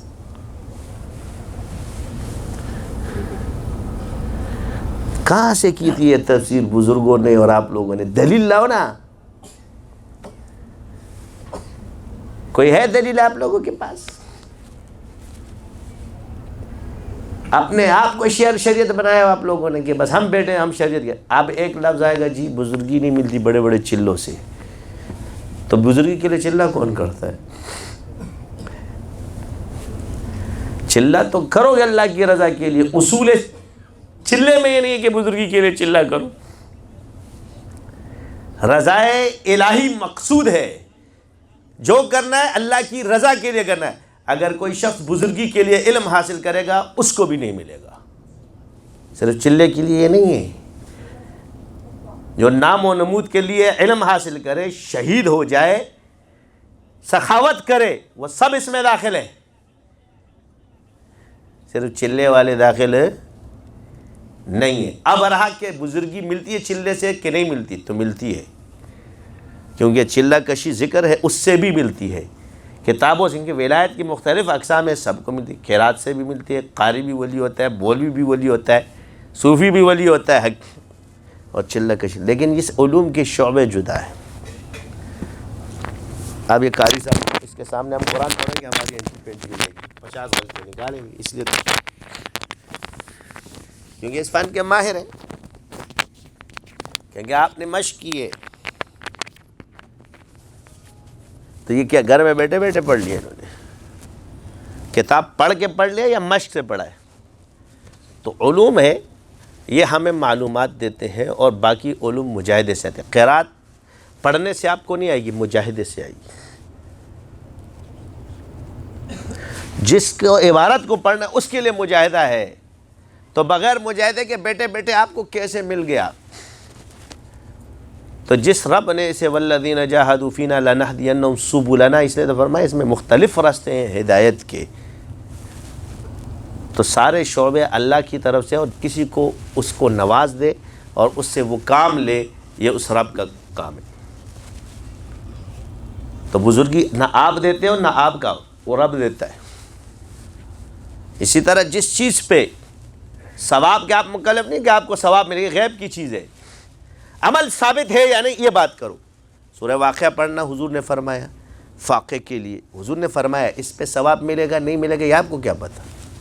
یہ اللہ کو پتہ ہے. یہ وہ چیزیں ہوتی ہیں کہ جو کمزوریوں کی دلالت کرتی. حضور کی سنت پر اعتراض آ جاتا ہے. جب حضور امت کو سکھا رہے کہ جو فاقہ، یہاں حضور نے نیت فرمائی ہے کہ آپ کا جی اس نیت سے کرنا، نیت یہ ہونی چاہیے. حضور نے فرمایا جس کے گھر میں سورہ واقعہ پڑھی جائے گی اس کے گھر میں فاقہ نہیں ہوگا. یہاں حضور نے فرمایا اس نیت، یہاں کون سی نیت بتا رہے ہیں؟ انما الاعمال بالنیات. جب عمل بتا رہے تو اس میں نیت پوشیدہ ہے. کیونکہ اب شاذلی ذکر بہت کرتے تو لوگ کہتے جی ذکر بہت ہو رہا ہے ان سے تو ہوتے. ایک دفعہ پڑھنا ہو، ایک دفعہ کا میں نے لا الہ الا اللہ جو صحابہ پڑھتے ہیں اس تک کوئی نہیں پہنچ سکتا. لیکن اس لا الہ الا اللہ میں تمام علوم محفوظ ہے، اس میں تمام لطائف ساری چیزیں، یہ ہم خاص طور پہ پڑھاتے ہیں. پھر آؤ پہلے یہ سارے سیکھو پھر بتا. کون سے نام ہے؟ اللہ کا نام، احمد، محمد حضور کا نام، اور لا الہ الا اللہ. کتنے نام ہیں؟ 2 نام حضور کے، ایک کلمہ اور اللہ کا اسم ذات. یہ اینڈ میں یہ جتنے علوم ہیں یہ سب کے سب اس میں پوشیدہ ہیں. ایک کائنات کی جتنی چیزیں ہیں نا یہ اس میں پوشیدہ ہے. یہ جس کو حاصل ہو وہ ایک دفعہ اللہ کہے تو سمجھ لو اس نے سارے علوم سے کہا ہے. یہ تمہارے لیے نہیں ہے. الفاظ و معانی میں تفاوت نہیں، لیکن ملا کی اذاں اور مجاہد کی اذاں. تو اللہ نے مدارس کی برکت سے ہمیں پوری دنیا میں دین کے ذریعے معلومات حاصل کرا دی. یہ علماء ہے، ہر چیز ہے، جتنے بھی ہم لوگوں کر لے دنیا میں. اگر آج مولوی ہے بھائی، تمہارا جتنا بھی بڑا پروفیسر بنا ولی مولوی کی مدرسوں کی، ان صوفی اور خانقاہوں کی برکت سے۔ کوئی بھی بزرگ آج عالم اگر ولی بنا ہے تو خانقاہ کی برکت سے، کوئی بزرگ بھی صاحب کرامت بنا ہے تو چلہ کشی کی برکت سے۔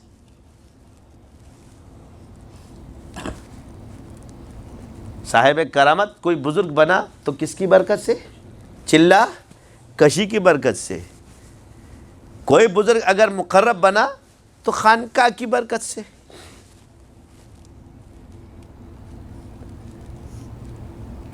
شیخ عبد القادر جیلانی رحمۃ اللہ علیہ کے بارے میں فرمایا 25 سال چلہ کشی کی ہے۔ کتنی؟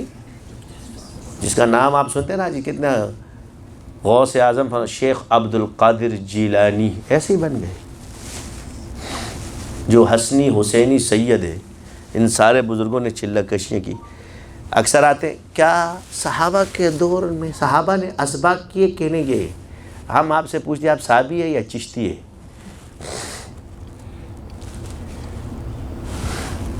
آپ جو یہ سوال کر رہے ہیں تو آپ چشتی ہو یا صحابی ہو؟ اپنے آپ کو تو چشتی بولتے تھے۔ صحابی ہونے کے لیے سبق شرط نہیں ہے، مگر چشتی ہونے کے لیے سبق شرط ہے۔ کیا ہے؟ اب تم بتاؤ تم چشتی ہو یا صحابی ہو؟ تو اصحاب نے تو مدرسہ بھی نہیں پڑھا ہے۔ یہ باقاعدہ جس طریقے سے علوم آج مروجہ ہم حاصل کر رہے ہیں تو انہوں نے نہیں پڑھے۔ ان علوم کی سند ہم ان سے جوڑتے ہیں۔ تو ذکر بالجہر بھی صحابہ نے کیا، اور ذکر خفی بھی صحابہ نے کیا، اور مجالس ذکر بھی صحابہ نے لگائے، اور حلقہ ذکر بھی صحابہ نے لگائے۔ اس نسبت اصحاب صفہ نے احادیث کو جمع کیا، اور آج اس کی برکت سے مدارس ہے۔ تو مسجد نبوی کے اندر تو جہاد بھی صحابہ نے کیا ہے، تجارت بھی صحابہ نے کی ہے، سیاست بھی صحابہ نے کی ہے، خلافت بھی صحابہ نے کی ہے، حکومت بھی صحابہ نے کی ہے، جہاز بھی صحابہ نے بنائے پانی کے۔ صرف یہ نہیں، تلواریں بھی بنائیے، منجنیقیں بھی بنائیے، منجنیقیں بھی سیکھیے۔ آج ہم شعبوں میں اس کو دیکھ لیں تو مدرسے مولویوں کے پاس، خانقاہیں صوفیوں کے پاس، علاج اور حکمت عاملوں کے پاس، عسکریت فوج کے پاس، اسلحہ بنانا فوج کے پاس، تجارت سرمایہ داروں کے پاس، سیاست، ہر کسی کے شعبے سارے ثابت ہیں۔ مگر جو جس فن میں ماہر ہے، اگر ہمارے بزرگوں نے بھی سیاست میں کمال حاصل کیا تو ان کے ساتھ رہ کر کیا ہے۔ تو ہر کسی نے اپنا کردار کو ادا کیا ہے۔ کمیاں کمزوریاں تو سب میں ہوتی ہے، ان خوبیوں کو تلاش کرو گے تو امت صحیح راہ پہ چلی۔ اپنی کمیوں کو دیکھو اور دوسروں کی خوبیوں کو دیکھو، یعنی ذات میں کمی ہے، میرے ذات میں کمیاں ہیں، میں اس کو دیکھوں اور دوسروں کی خوبیاں دیکھوں ذاتی طور پہ۔ لیکن جہاں علمی کمزوریاں ہیں تو اس پہ رد ہوگا۔ کیوں کہ تیری ذاتی غلطی تجھے نقصان دیتی ہے، مگر تیری علمی غلطی امت کو نقصان دیتی ہے۔ تو علم کیا ہے؟ تو مقابلے آج اتنے اذکار اگر لوگ کر رہے، اللہ کا شکر، ہمارا مقصد صرف اپنی ریاکاری تھوڑی ہے، ہم نے تباہ کرنا ہے اپنے آپ کو، اللہ میں معاف فرمائے۔ مقصد کیا ہے؟ کہ اللہ کا قرب سب کو حاصل ہو، اللہ کی رضا سے۔ ہر کوئی عالم نہیں بن سکتا، مگر ہر کوئی ذاکر تو بن سکتا ہے۔ کچھ نہ کچھ ذکر تو زبان پہ چڑھ جائے گا۔ خواتین ذکر کر لا الہ الا اللہ پڑھتی رہے، بس تو غیبت سے محفوظ سارے۔ صرف خواتین تو غیبت نہیں کرتے، ہم بھی کرتے ہیں۔ عورت تو بدنام ہے غیبت کرنے میں، مرد تو اپنے آپ کو مستثنا سمجھتے کہ ہم کرتے ہی نہیں، کرتے سب ہے، اللہ معاف۔ تو جب ذکر کرو گے تو غیبت ہوگی۔ ذکر وہ عبادت ہے کہ وہ آپ ہر جگہ کر سکتے ہو۔ نماز آپ ہر جگہ نہیں پڑھ سکتے کیونکہ عبادت ہے، لیکن ذکر ایک ایسی عبادت ہے کہ اگر آپ واش روم میں بھی بیٹھو نا تو آپ دل میں دعا پڑھتے اللہم انی اعوذ بک من الخبث والخبائث، یہ وہاں کا ذکر ہے۔ غسل کرتے وقت آپ یہ غسل اللہم اجعلنی من التوابین واجعلنی من المتطہرین، یہ وہاں کا ذکر ہے۔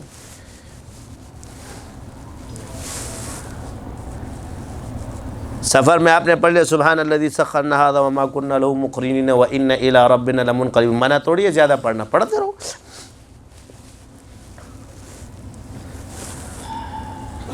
نیند نہیں آتی ہے میں رات کو، اللہم باسمک اموت و احیا، پڑھتے رہو پڑھتے رہو پڑھتے رہو، جنت کا تصور کرو کہ میں جنت میں ہوں،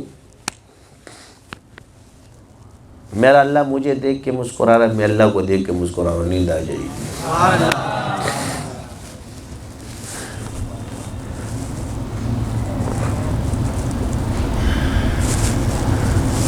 اللہم باسمک اموت و احیا، پہلے فنا فی اللہ ہو جاؤ تو پھر باقی باللہ خود ہی ہو جاؤ گے، سمجھ گئے نا؟ الذی خلق الموت والحیات لیبلوکم ایکم احسن عملا، ہر جگہ اللہ نے موت کو پہلے ذکر کر، کیوں؟ پہلے مرنا سیکھ لو تو جینا سیکھ جاؤ گے۔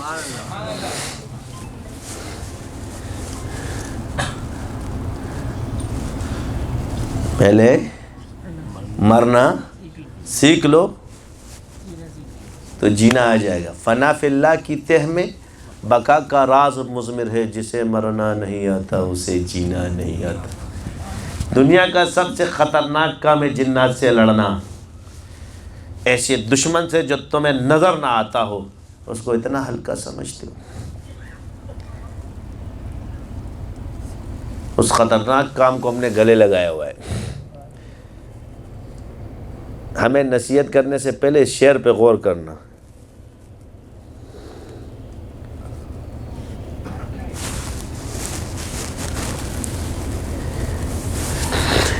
کچھ سوچ کر ہی ہوئے ہیں موج دریا کے حریف، کیا؟ ورنہ ہم بھی جانتے ہیں عافیت ساحل میں ہے۔ کچھ سوچ کر ہی ہوئے ہیں موج دریا کے حریف، ورنہ ہم بھی جانتے ہیں عافیت ساحل میں ہے۔ اور اس کا حال ہم یہ بیان کرتے ہیں کہ ان کو ساحل پر بھی طوفانی ملی، ہم کو طوفانوں میں بھی ساحل دیا۔ ان کو ساحل پر بھی طغیانی ملی، ہم کو ساحل پر بھی، ہم کو طغیانی میں بھی ساحل دیا۔ اور ایک شعر کہا کرو، خشکی تری کا مالک ہے مشکل میری آسان کر دے۔ خشکی تری کا مالک ہے مشکل میری آسان کر دے، ساحل کی طرف کشتی کو نہیں کشتی کی طرف ساحل کر دے۔ ساحل کی طرف کشتی کو نہیں کشتی کی طرف ساحل کر دے۔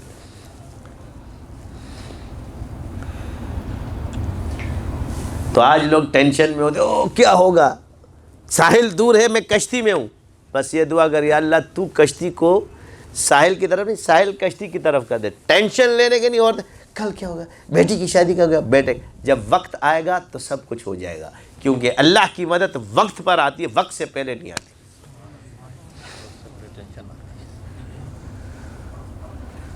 اللہ فکر کی طرف متوجہ کرتا ہے، ٹینشن تم لیتے ہو، شیطان اس میں ٹینشن ڈال دیتا ہے۔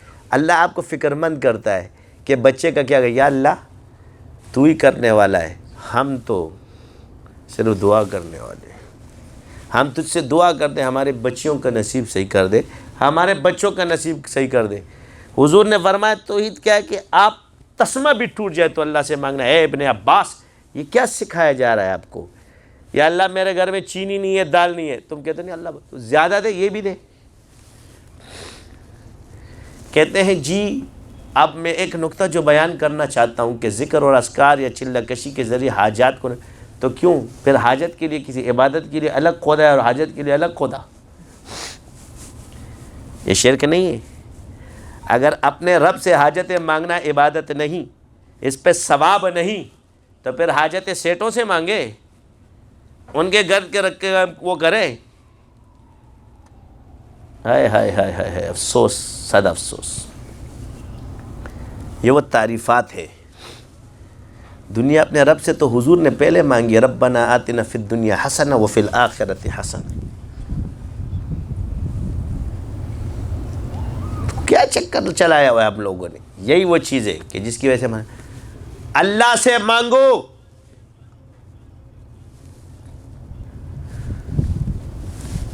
یہی چیز ہے بندگی. ورنہ حاجت روائیاں جب دوسروں سے ہوئی ہے اسی سے شرک پھیلا ہے. ورنہ عبادت کے لیے خدا تو ہندو بھی مانتا ہے, وہ حاجت کے لیے بھگوان دوسرا بناتا ہے. تو مسلمان ہو کے بھی یہ رکھے گا تو فائدہ کیا؟ اسلام میں وسیلہ ہے مگر حاجت روا اللہ ہے, مشکل کشا اللہ ہے. انہوں نے وسیلے کو خدا بنا دیا. اور آپ بھی یہی کہتے ہو کہ اللہ کی عبادت کرو, مانگو کس سے؟ پھر وہ طریقے, تو اس طریقوں سے چلہ کشیوں سے بزرگوں نے جو تجربات کی, یار اتنی مرتبہ ذکر کر لینا اللہ آپ کا یہ کام کر دے گا. یہ طریقے حضور نے نہیں سکھائے.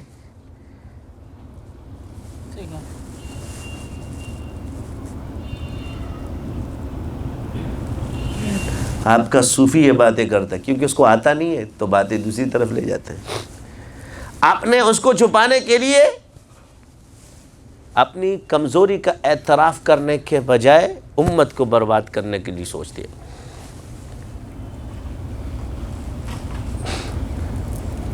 بھائی آپ ڈاکٹر کے پاس جاتے ہو کہ نہیں جاتے؟ تو ڈاکٹر کے پاس جانا مہارت کی وجہ سے یا اس کی تقوی کی وجہ سے؟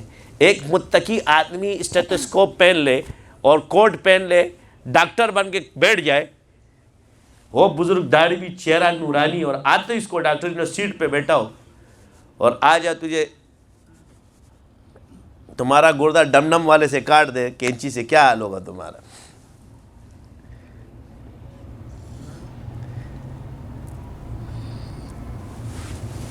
تو اس چیز کو آپ صحیح سمجھو گے؟ تو جواب آئے گا نہیں. مگر ایک ڈاکٹر ہے, اس کی داڑھی بھی نہیں, مونچھیں بھی نہیں, ٹنکی ہو کے بیٹھا ہے, مگر ماہر ڈاکٹر ہے, شراب, تم اس سے علاج کراؤ گے کیونکہ تم کو اس کے علم سے فائدہ حاصل کرنا, اس کی ذات کا اچار ڈالنا.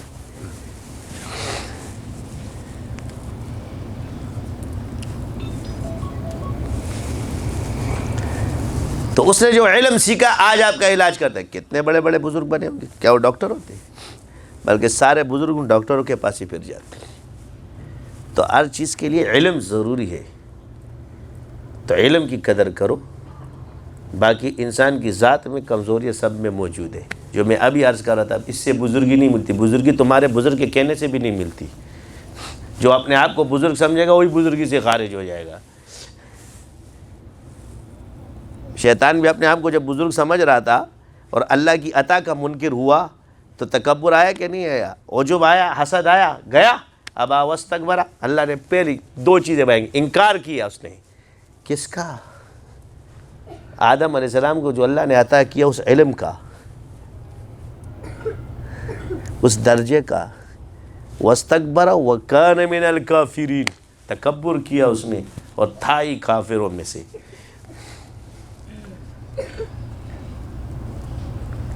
یہ تھا ہی کافروں میں سے. ابھی اس نے اقرار تو نہیں کیا تھا. جب آدم علیہ السلام بنے اور اسی وقت اس کے دل میں وہ بغض پیدا ہو گیا, اللہ نے اسی وقت اس کو خارج کر دیا, کیونکہ اللہ کی عطا پہ دل انسان تباہ و برباد. آپ پہ تو ہم پہ تو اللہ نے فضل کر دیا کہ حسد گناہ میں داخل ہے, اس کو تو کافر کر دیا. اس وقت تعصب کی جو بنیاد ہے سب سے بڑی چیز, اس چیز کو ہٹائیں. ہمارا مقصد یہ نہیں ہے, جو چیز نہیں آتی ہے اعتراف کرو کہ ہمیں نہیں آتی, اس کو اصول کے تحت بات کرو, مزاج کے مطابق مت کرو. میرے شیخ کا مزاج نہیں تو اب اپنے شیخ کے ساتھ رہو. اپنے شیخ کا مزاج مجھ پہ مسلط مت کرو. فلاں بڑا عالم امام سے بڑا نہیں ہے, قرآن و سنت کی دلیل لا کے دو, ہمارے دلائل بھی اس فن میں وہاں سے آگے نہیں ہے. اس چیز کو ہمیں آتی ہے, ہمیں اس کی دلیلیں بھی, ہم نے جتنے بیانات آپ کو کیے پورے دلائل کے ساتھ کیے. اس میں ایک دلیل توڑ دو ہم مان جائیں گے. آپ حدیث وہ مانتے جو آپ کا بزرگ بیان کرتا ہے, دوسرا بیان کرے اس کو ماننے کے لیے تیار نہیں ہو. کدھر کھڑے ہو؟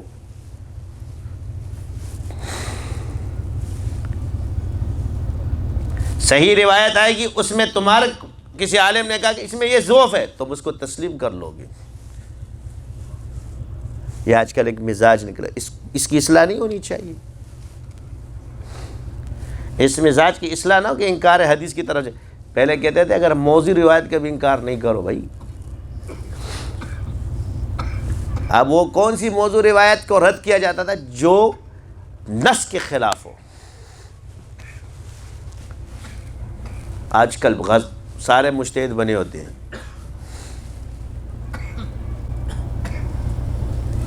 تو عرض یہ ہے کہ الحمدللہ ثم الحمدللہ آج سلسلہ کہاں تک پہنچ گیا، پوری دنیا میں 4 دانگ عالم میں پھیل گیا. تو ہمیں پتہ تھا کہ اللہ یہ کام ہم سے لے گا. دنیا کا ایسا کونا نہیں ہے جہاں شاذلی نہیں ہے، اللہ نے پہنچایا ہے، اس کم عرصے کے اندر پہنچ گیا. اب یہ وجہ کیا ہے؟ آپ باطل کے سامنے ہم بیٹھے ہیں میڈیا پر، ایسے نہیں ہے کہ انہوں نے اٹھا کے بس ایسے ہی بیچ دیا. وہ سارے بھاگے ہمارے سامنے سے، ان کو ناکام کیا ہے، دکھایا ہے. ایسے بھی ان کا حساب کتاب تھا کہ 2012 میں شیطانی قوت کمزور ہو جائے گی، اور 2012 میں شاذلی میڈیا پہ نمودار ہوئے تھے.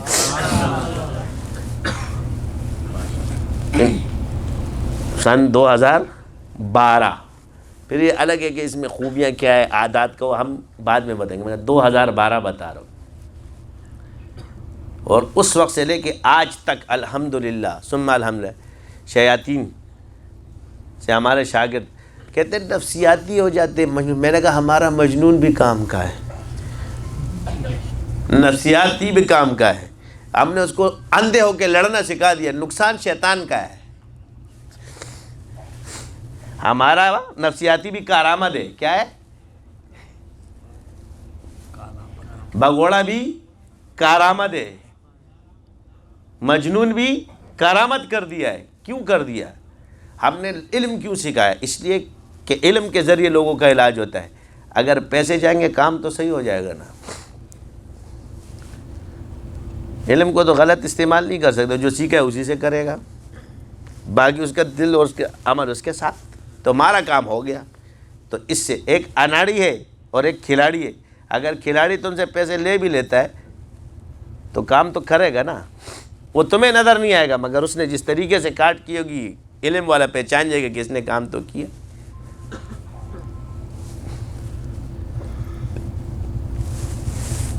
تو نفسیاتی کس کام کا ہے؟ مجھے کہ جی حضرت یہ نہ، میں نے کہا کام کا ہے.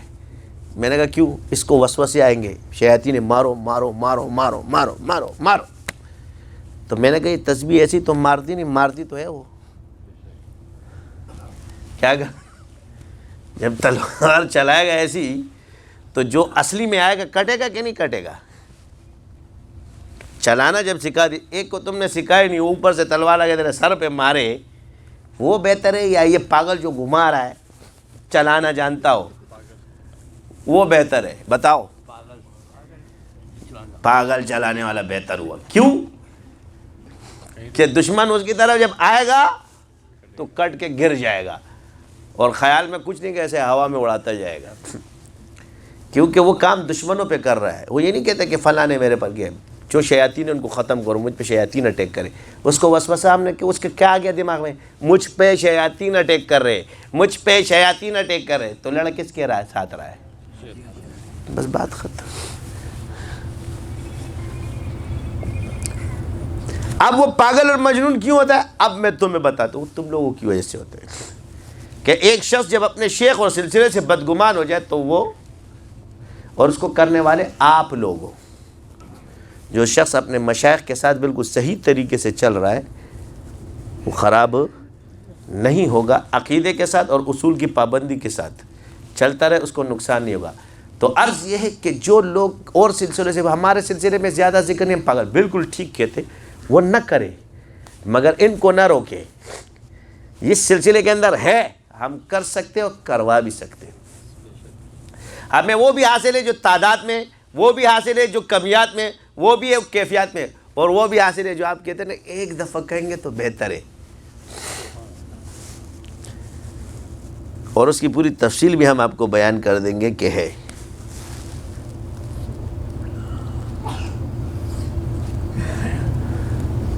سمجھ آ رہی ہے کہ نہیں آ رہی ہے؟ تو فائدہ ہوا کہ نہیں؟ اسی طرح خواتین نے ذکر شروع کیا لا الہ الا اللہ لا الہ. اب ہم نے تھوڑی تو دھلنے والی جگہ پر آ جاؤ. دین میں اللہ نے پاکی رکھی ہے، صفائی. اگر کوئی گناہگار آ رہا ہے ہو بھی رہا ہے تو پاک بھی تو ہو رہا ہے نا، پانی تو جاری ہے، اگر گند گر بھی رہا ہے تو صاف بھی تو ہو رہا ہے نا۔ ایک آدمی کو ڈیران سے نکال کے جاری نہر میں پھینک دو تو اگر کچرا اس پہ گرے گا بھی تو بہہ بھی تو جائے گا، گندے کو اٹھا کے سمندر میں پھینک دو، پھر پھینک دو تو صاف تو اس نے ہونا ہے نا۔ وہ لاکھ کے میں نے پاک نہیں ہونا، لیکن پانی تو اس کو چل۔ اگر کوئی ناپاک آدمی اٹھا کے ہم سمندر میں پھینک دے تو اس کا غسل ہوگا کہ نہیں ہوگا؟ اس کے لیے نیت شرط تو نہیں ہے نا۔ وہ امام ابو حنیفہ کے ٹائم میں ایک شخص نے کہا کہ میں نے قسم کھائی ہے کہ میں جو ہے نا اگر طلاق ہوگی میری بھی اگر میں نے غسل کیا ارادتاً۔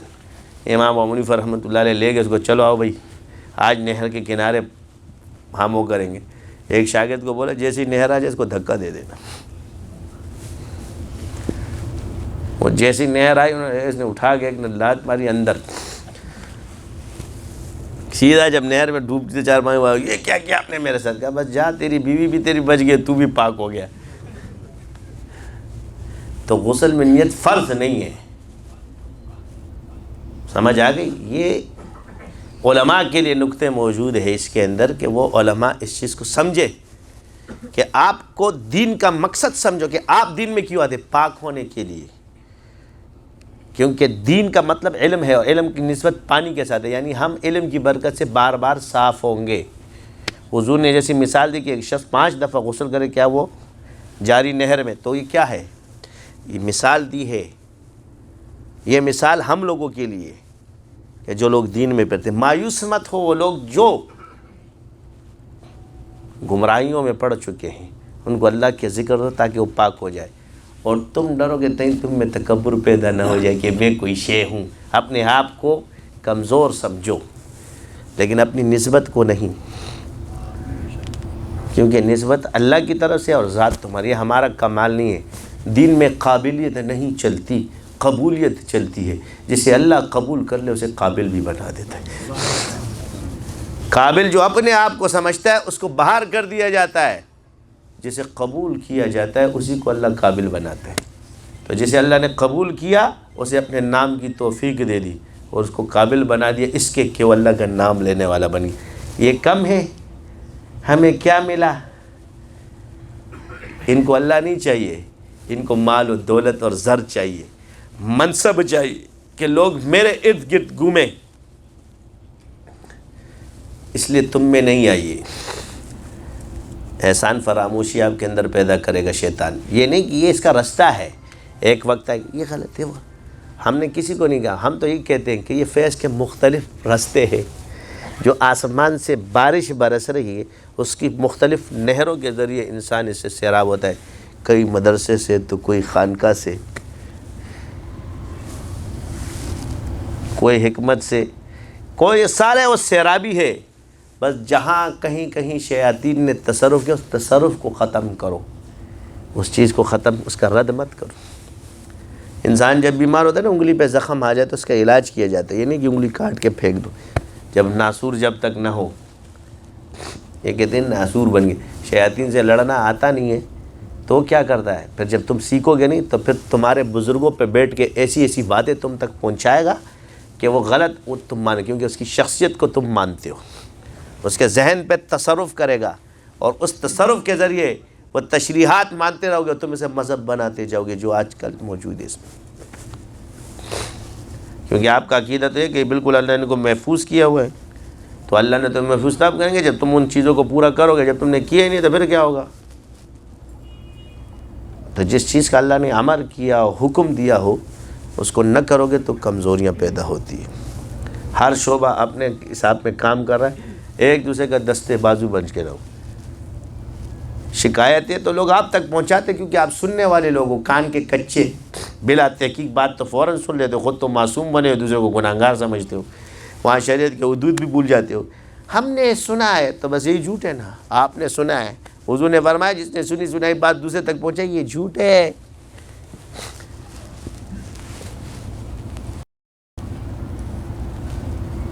جاء فاسق بنبأ فتبینوا ان جاء فاسق، یہ اللہ فرماتے ہیں تحقیق کرو تحقیق ہے کہ نہیں ہے؟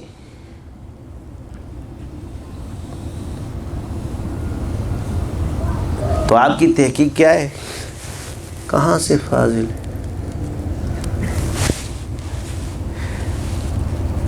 دو فضیلت کی دستار ہے تمہارے پاس، کیا ہے؟ ایک کو تم مانتے ہو، ایک کو نہیں مانتے. علم وہابی کو نہیں مانتے. آج کل ایک اور نکلا ہوا ہے علم وہابی کا مدعی، ایک انجینئر کے نام سے. میں نے کہا تجھے نہیں، تجھے شیطانی ہے، کیونکہ جس کے اندر اولیاء اور صحابہ کی گستاخی موجود ہو وہ شیطانی علوم سے جو ہے نا وہ ہوتا ہے. اللہ علم وہابی ان کو دیتا ہے جن کے اندر اولیاء، علماء، اللہ والوں کی، صحابہ کی قدر و منزلت ہو. جو صحابہ کے اندر اور اولیاء کی ختم اس عیب نکالتا ہو، اس کو علم وہابی حاصل نہیں ہوتا، وہ شیطان ہے. اب بیانات سن سن کے وہ دعوے تو کرے گا نہیں، پہلے تو تھا نہیں. تو عرض یہ ہے کہ یہی گمراہ ہے، لیکن اس کے جو سوالات جواب پھنسا دیتا ہے بندے کو.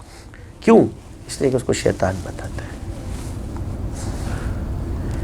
وہ اتنے مضبوط کیوں ہوتے ہیں؟ کیونکہ ان کے ساتھ شیاطین ہوتے ہیں، اور تم نے ملکوتی علم پہ توجہ ہی نہیں دی تو تمہیں کہاں سے آئے؟ لہذا تم شاذلی بنو، شیطان تمہارے قریب ہی انشاءاللہ نہیں آئیں گے. ہم نے سکھایا چلہ کشی کرو، پھر دیکھنا ایسے ایسے جوابات آئیں گے کہ یہ شیاطین خود ہی بھاگیں گے. تجربہ شرط ہے، کر کے دیکھ لو. ایک مناظر تھا، ایک بچہ، اس کا مرید بھی تھا، عالم بھی ہے. وہ بچہ میرے پاس بھی آیا. اس مناظر مولوی نے 5-6 اعتراضات کی. اس نے مدرسہ اس کو ایسے جوابات دیے، لاجواب ہو گیا. اب ناراض ہو کے فون بھی نہیں اٹھاتا. میں نے کہا شاذلیوں کی کرامت دیکھی، تیرے جیسا آدمی جس سے کوئی بات نہیں کر سکتا، تیرے کو 2 منٹ میں خاموش کر دی اس نے.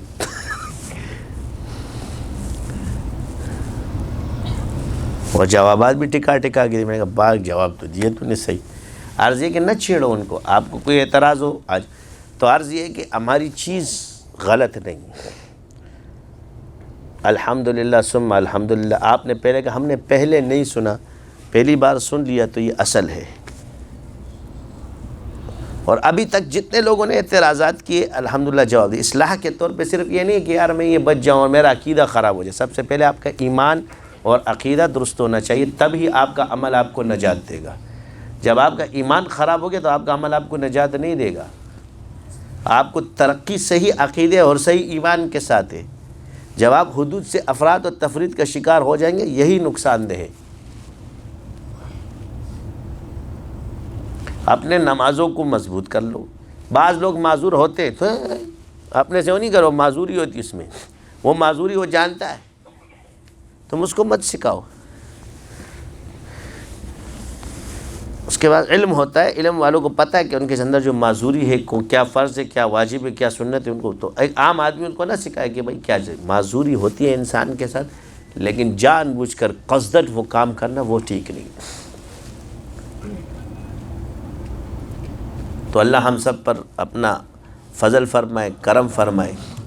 تو جو سلسلے پہلے زندہ نہیں تھے، جو علاج مشکل تھا، اس کے لیے جتنی مشکلات تھی، اللہ کا شکر آج بچے نے کر لیا.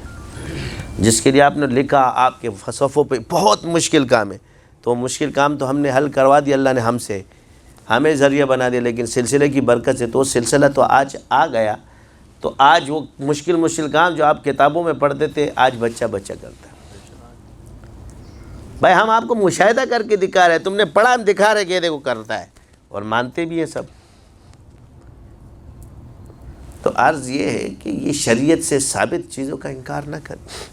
اس میں کمال نہیں ہے، اس میں کمال آپ کو پتہ نہیں کس میں نہیں ہے. آپ کو خالی یہ صوفی بیٹھے نا، آپ لوگوں کو کچھ نہیں رہے. مالداروں کو آپ لوگ تعویذیں ہی دیتے ہو، جس کی وجہ سے آپ کو بزرگ مانتے ہیں. مڑا ان وظیفوں سے تم کو اس کے بغیر وظیفہ کوئی تمہیں سلام کرنے بھی نہیں آئے گا. یہ سارے ان بزرگوں نے جو اجازتیں آپ کو چھپا کے آپ لوگوں نے جیبوں میں رکھی نا، اس تعویذ کی اجازت وظیفے کی، اسی اجازتی برکت ہے.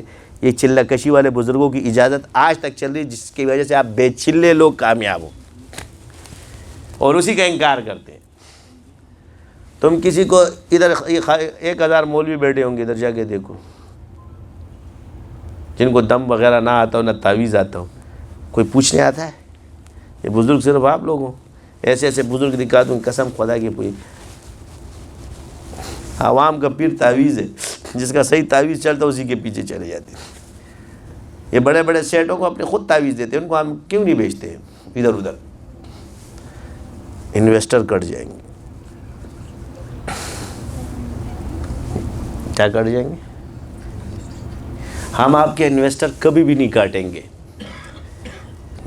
یہ ہم نے سیکھا ہی نہیں ہے. میرے پاس ایک شخص آیا، میں یہ نہیں کہتا باز جائیں گا، میں اس کو میں نے یوں دیکھا، میں کیا کام کرتا؟ جی زمینوں کا کام کرتا ہوں. میں نے کہا مجھے اپنی زمینوں پہ لے جاؤ.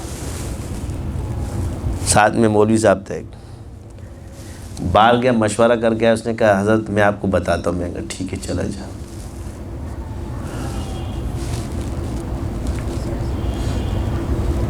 کافی عرصے بعد آیا، گلشن اقبال میں 2-3 سال بعد. میں اس وقت وہاں بیٹھا تھا. کہہ رہے یہ 1000 روپے میں بھیک مانگ کے لایا ہو. یہ اس طرح کے الفاظ تھے. میں نے اس کو یوں دیکھا، میں نے کہا تو وہی ہے نا جو گاڑی میں آیا تھا اور زمینوں کا کام کرتا تھا، ہائی ڈینٹ وغیرہ کا چلتا؟ کہہ رہا ہاں میں وہی ہوں. میں نے کہا آپ کو جب میں نے کہا کہ مجھے لے جاؤ تو کیوں لے کر نہیں گئے تھے؟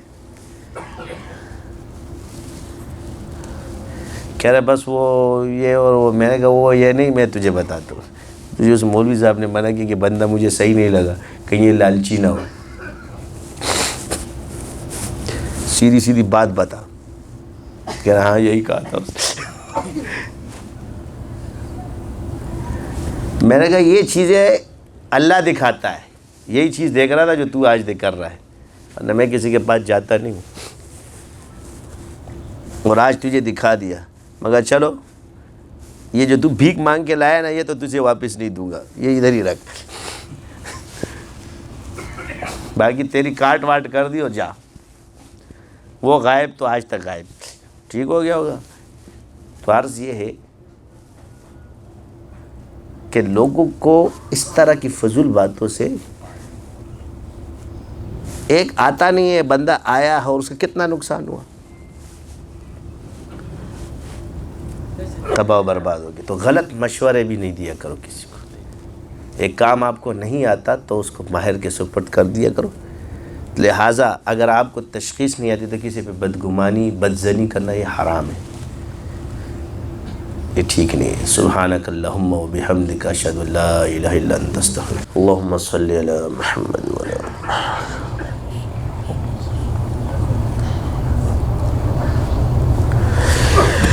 اے اللہ ہمارے گناہ بخش دے، یا اللہ ہمارے گناہ بخش دے، یا اللہ گناہ بخش دے. یا اللہ ہمیں گناہوں سے بچا، محفوظ فرما. ہمارے اور گناہوں کے درمیان مشرق اور مغرب کا فاصلہ فرما. یا اللہ حلال کھلا حرام سے بچا. یا اللہ حلال کھلا حرام سے بچا. یا اللہ معاملات کی درستگی نصیب فرما، معاشرت کی درستگی عطا فرما. جو کمی کوتاہیاں ہم میں ہیں ہم سے دور فرما. یا اللہ جو اوروں میں ان سے دور فرما. یا اللہ جو ہم سے ناراض ہے یا اللہ ان کو راضی فرما. یا اللہ جن سے ہم ناراض ہیں ہم تیری رضا کے لیے ان کو معاف کرتے ہیں. اے اللہ جن کے رشتے نہیں ان کو نیک صالح رشتے عطا فرما. بچے بچیوں کے نیک صالح رشتے عطا فرما، سب کو نیک اور صالح بنا. یا اللہ ساس اور بہو کے اندر جو لڑائیاں ہوتی ہیں اللہ اس میں ان سب کو نیک اور صالح عدل اور احسان کا معاملہ فرمانے والی توفیق دے. یا اللہ گھر احسان سے چلتے ہیں، یا اللہ ان سب کے اندر احسان ڈال دے، وہ کیفیت ڈال دے جو ان میں احسان پیدا کرے. یا اللہ درگزر کے معاملے فرما. یا اللہ ہمارے اس ملک کی حفاظت فرما. یا اللہ مسلمان جہاں جہاں ان کی حفاظت فرما. یا اللہ کفار کو ہدایت عطا فرما. یا اللہ مسلمانوں کو ہدایت پہ چلنے کی توفیق عطا فرما. اے اللہ مسلمانوں کی باہمی تفرقہ بازیاں ختم فرما. یا اللہ محبت عطا فرما. تمام نسبتوں کے اندر جو لڑائیاں ختم فرما. یا اللہ عفو و درگزر پانے والے بنا. یا اللہ ایک دوسرے کو تسلیم کرنے والے بنا. جو خرابیاں جو فرقے میں موجود ہے سب ختم فرما.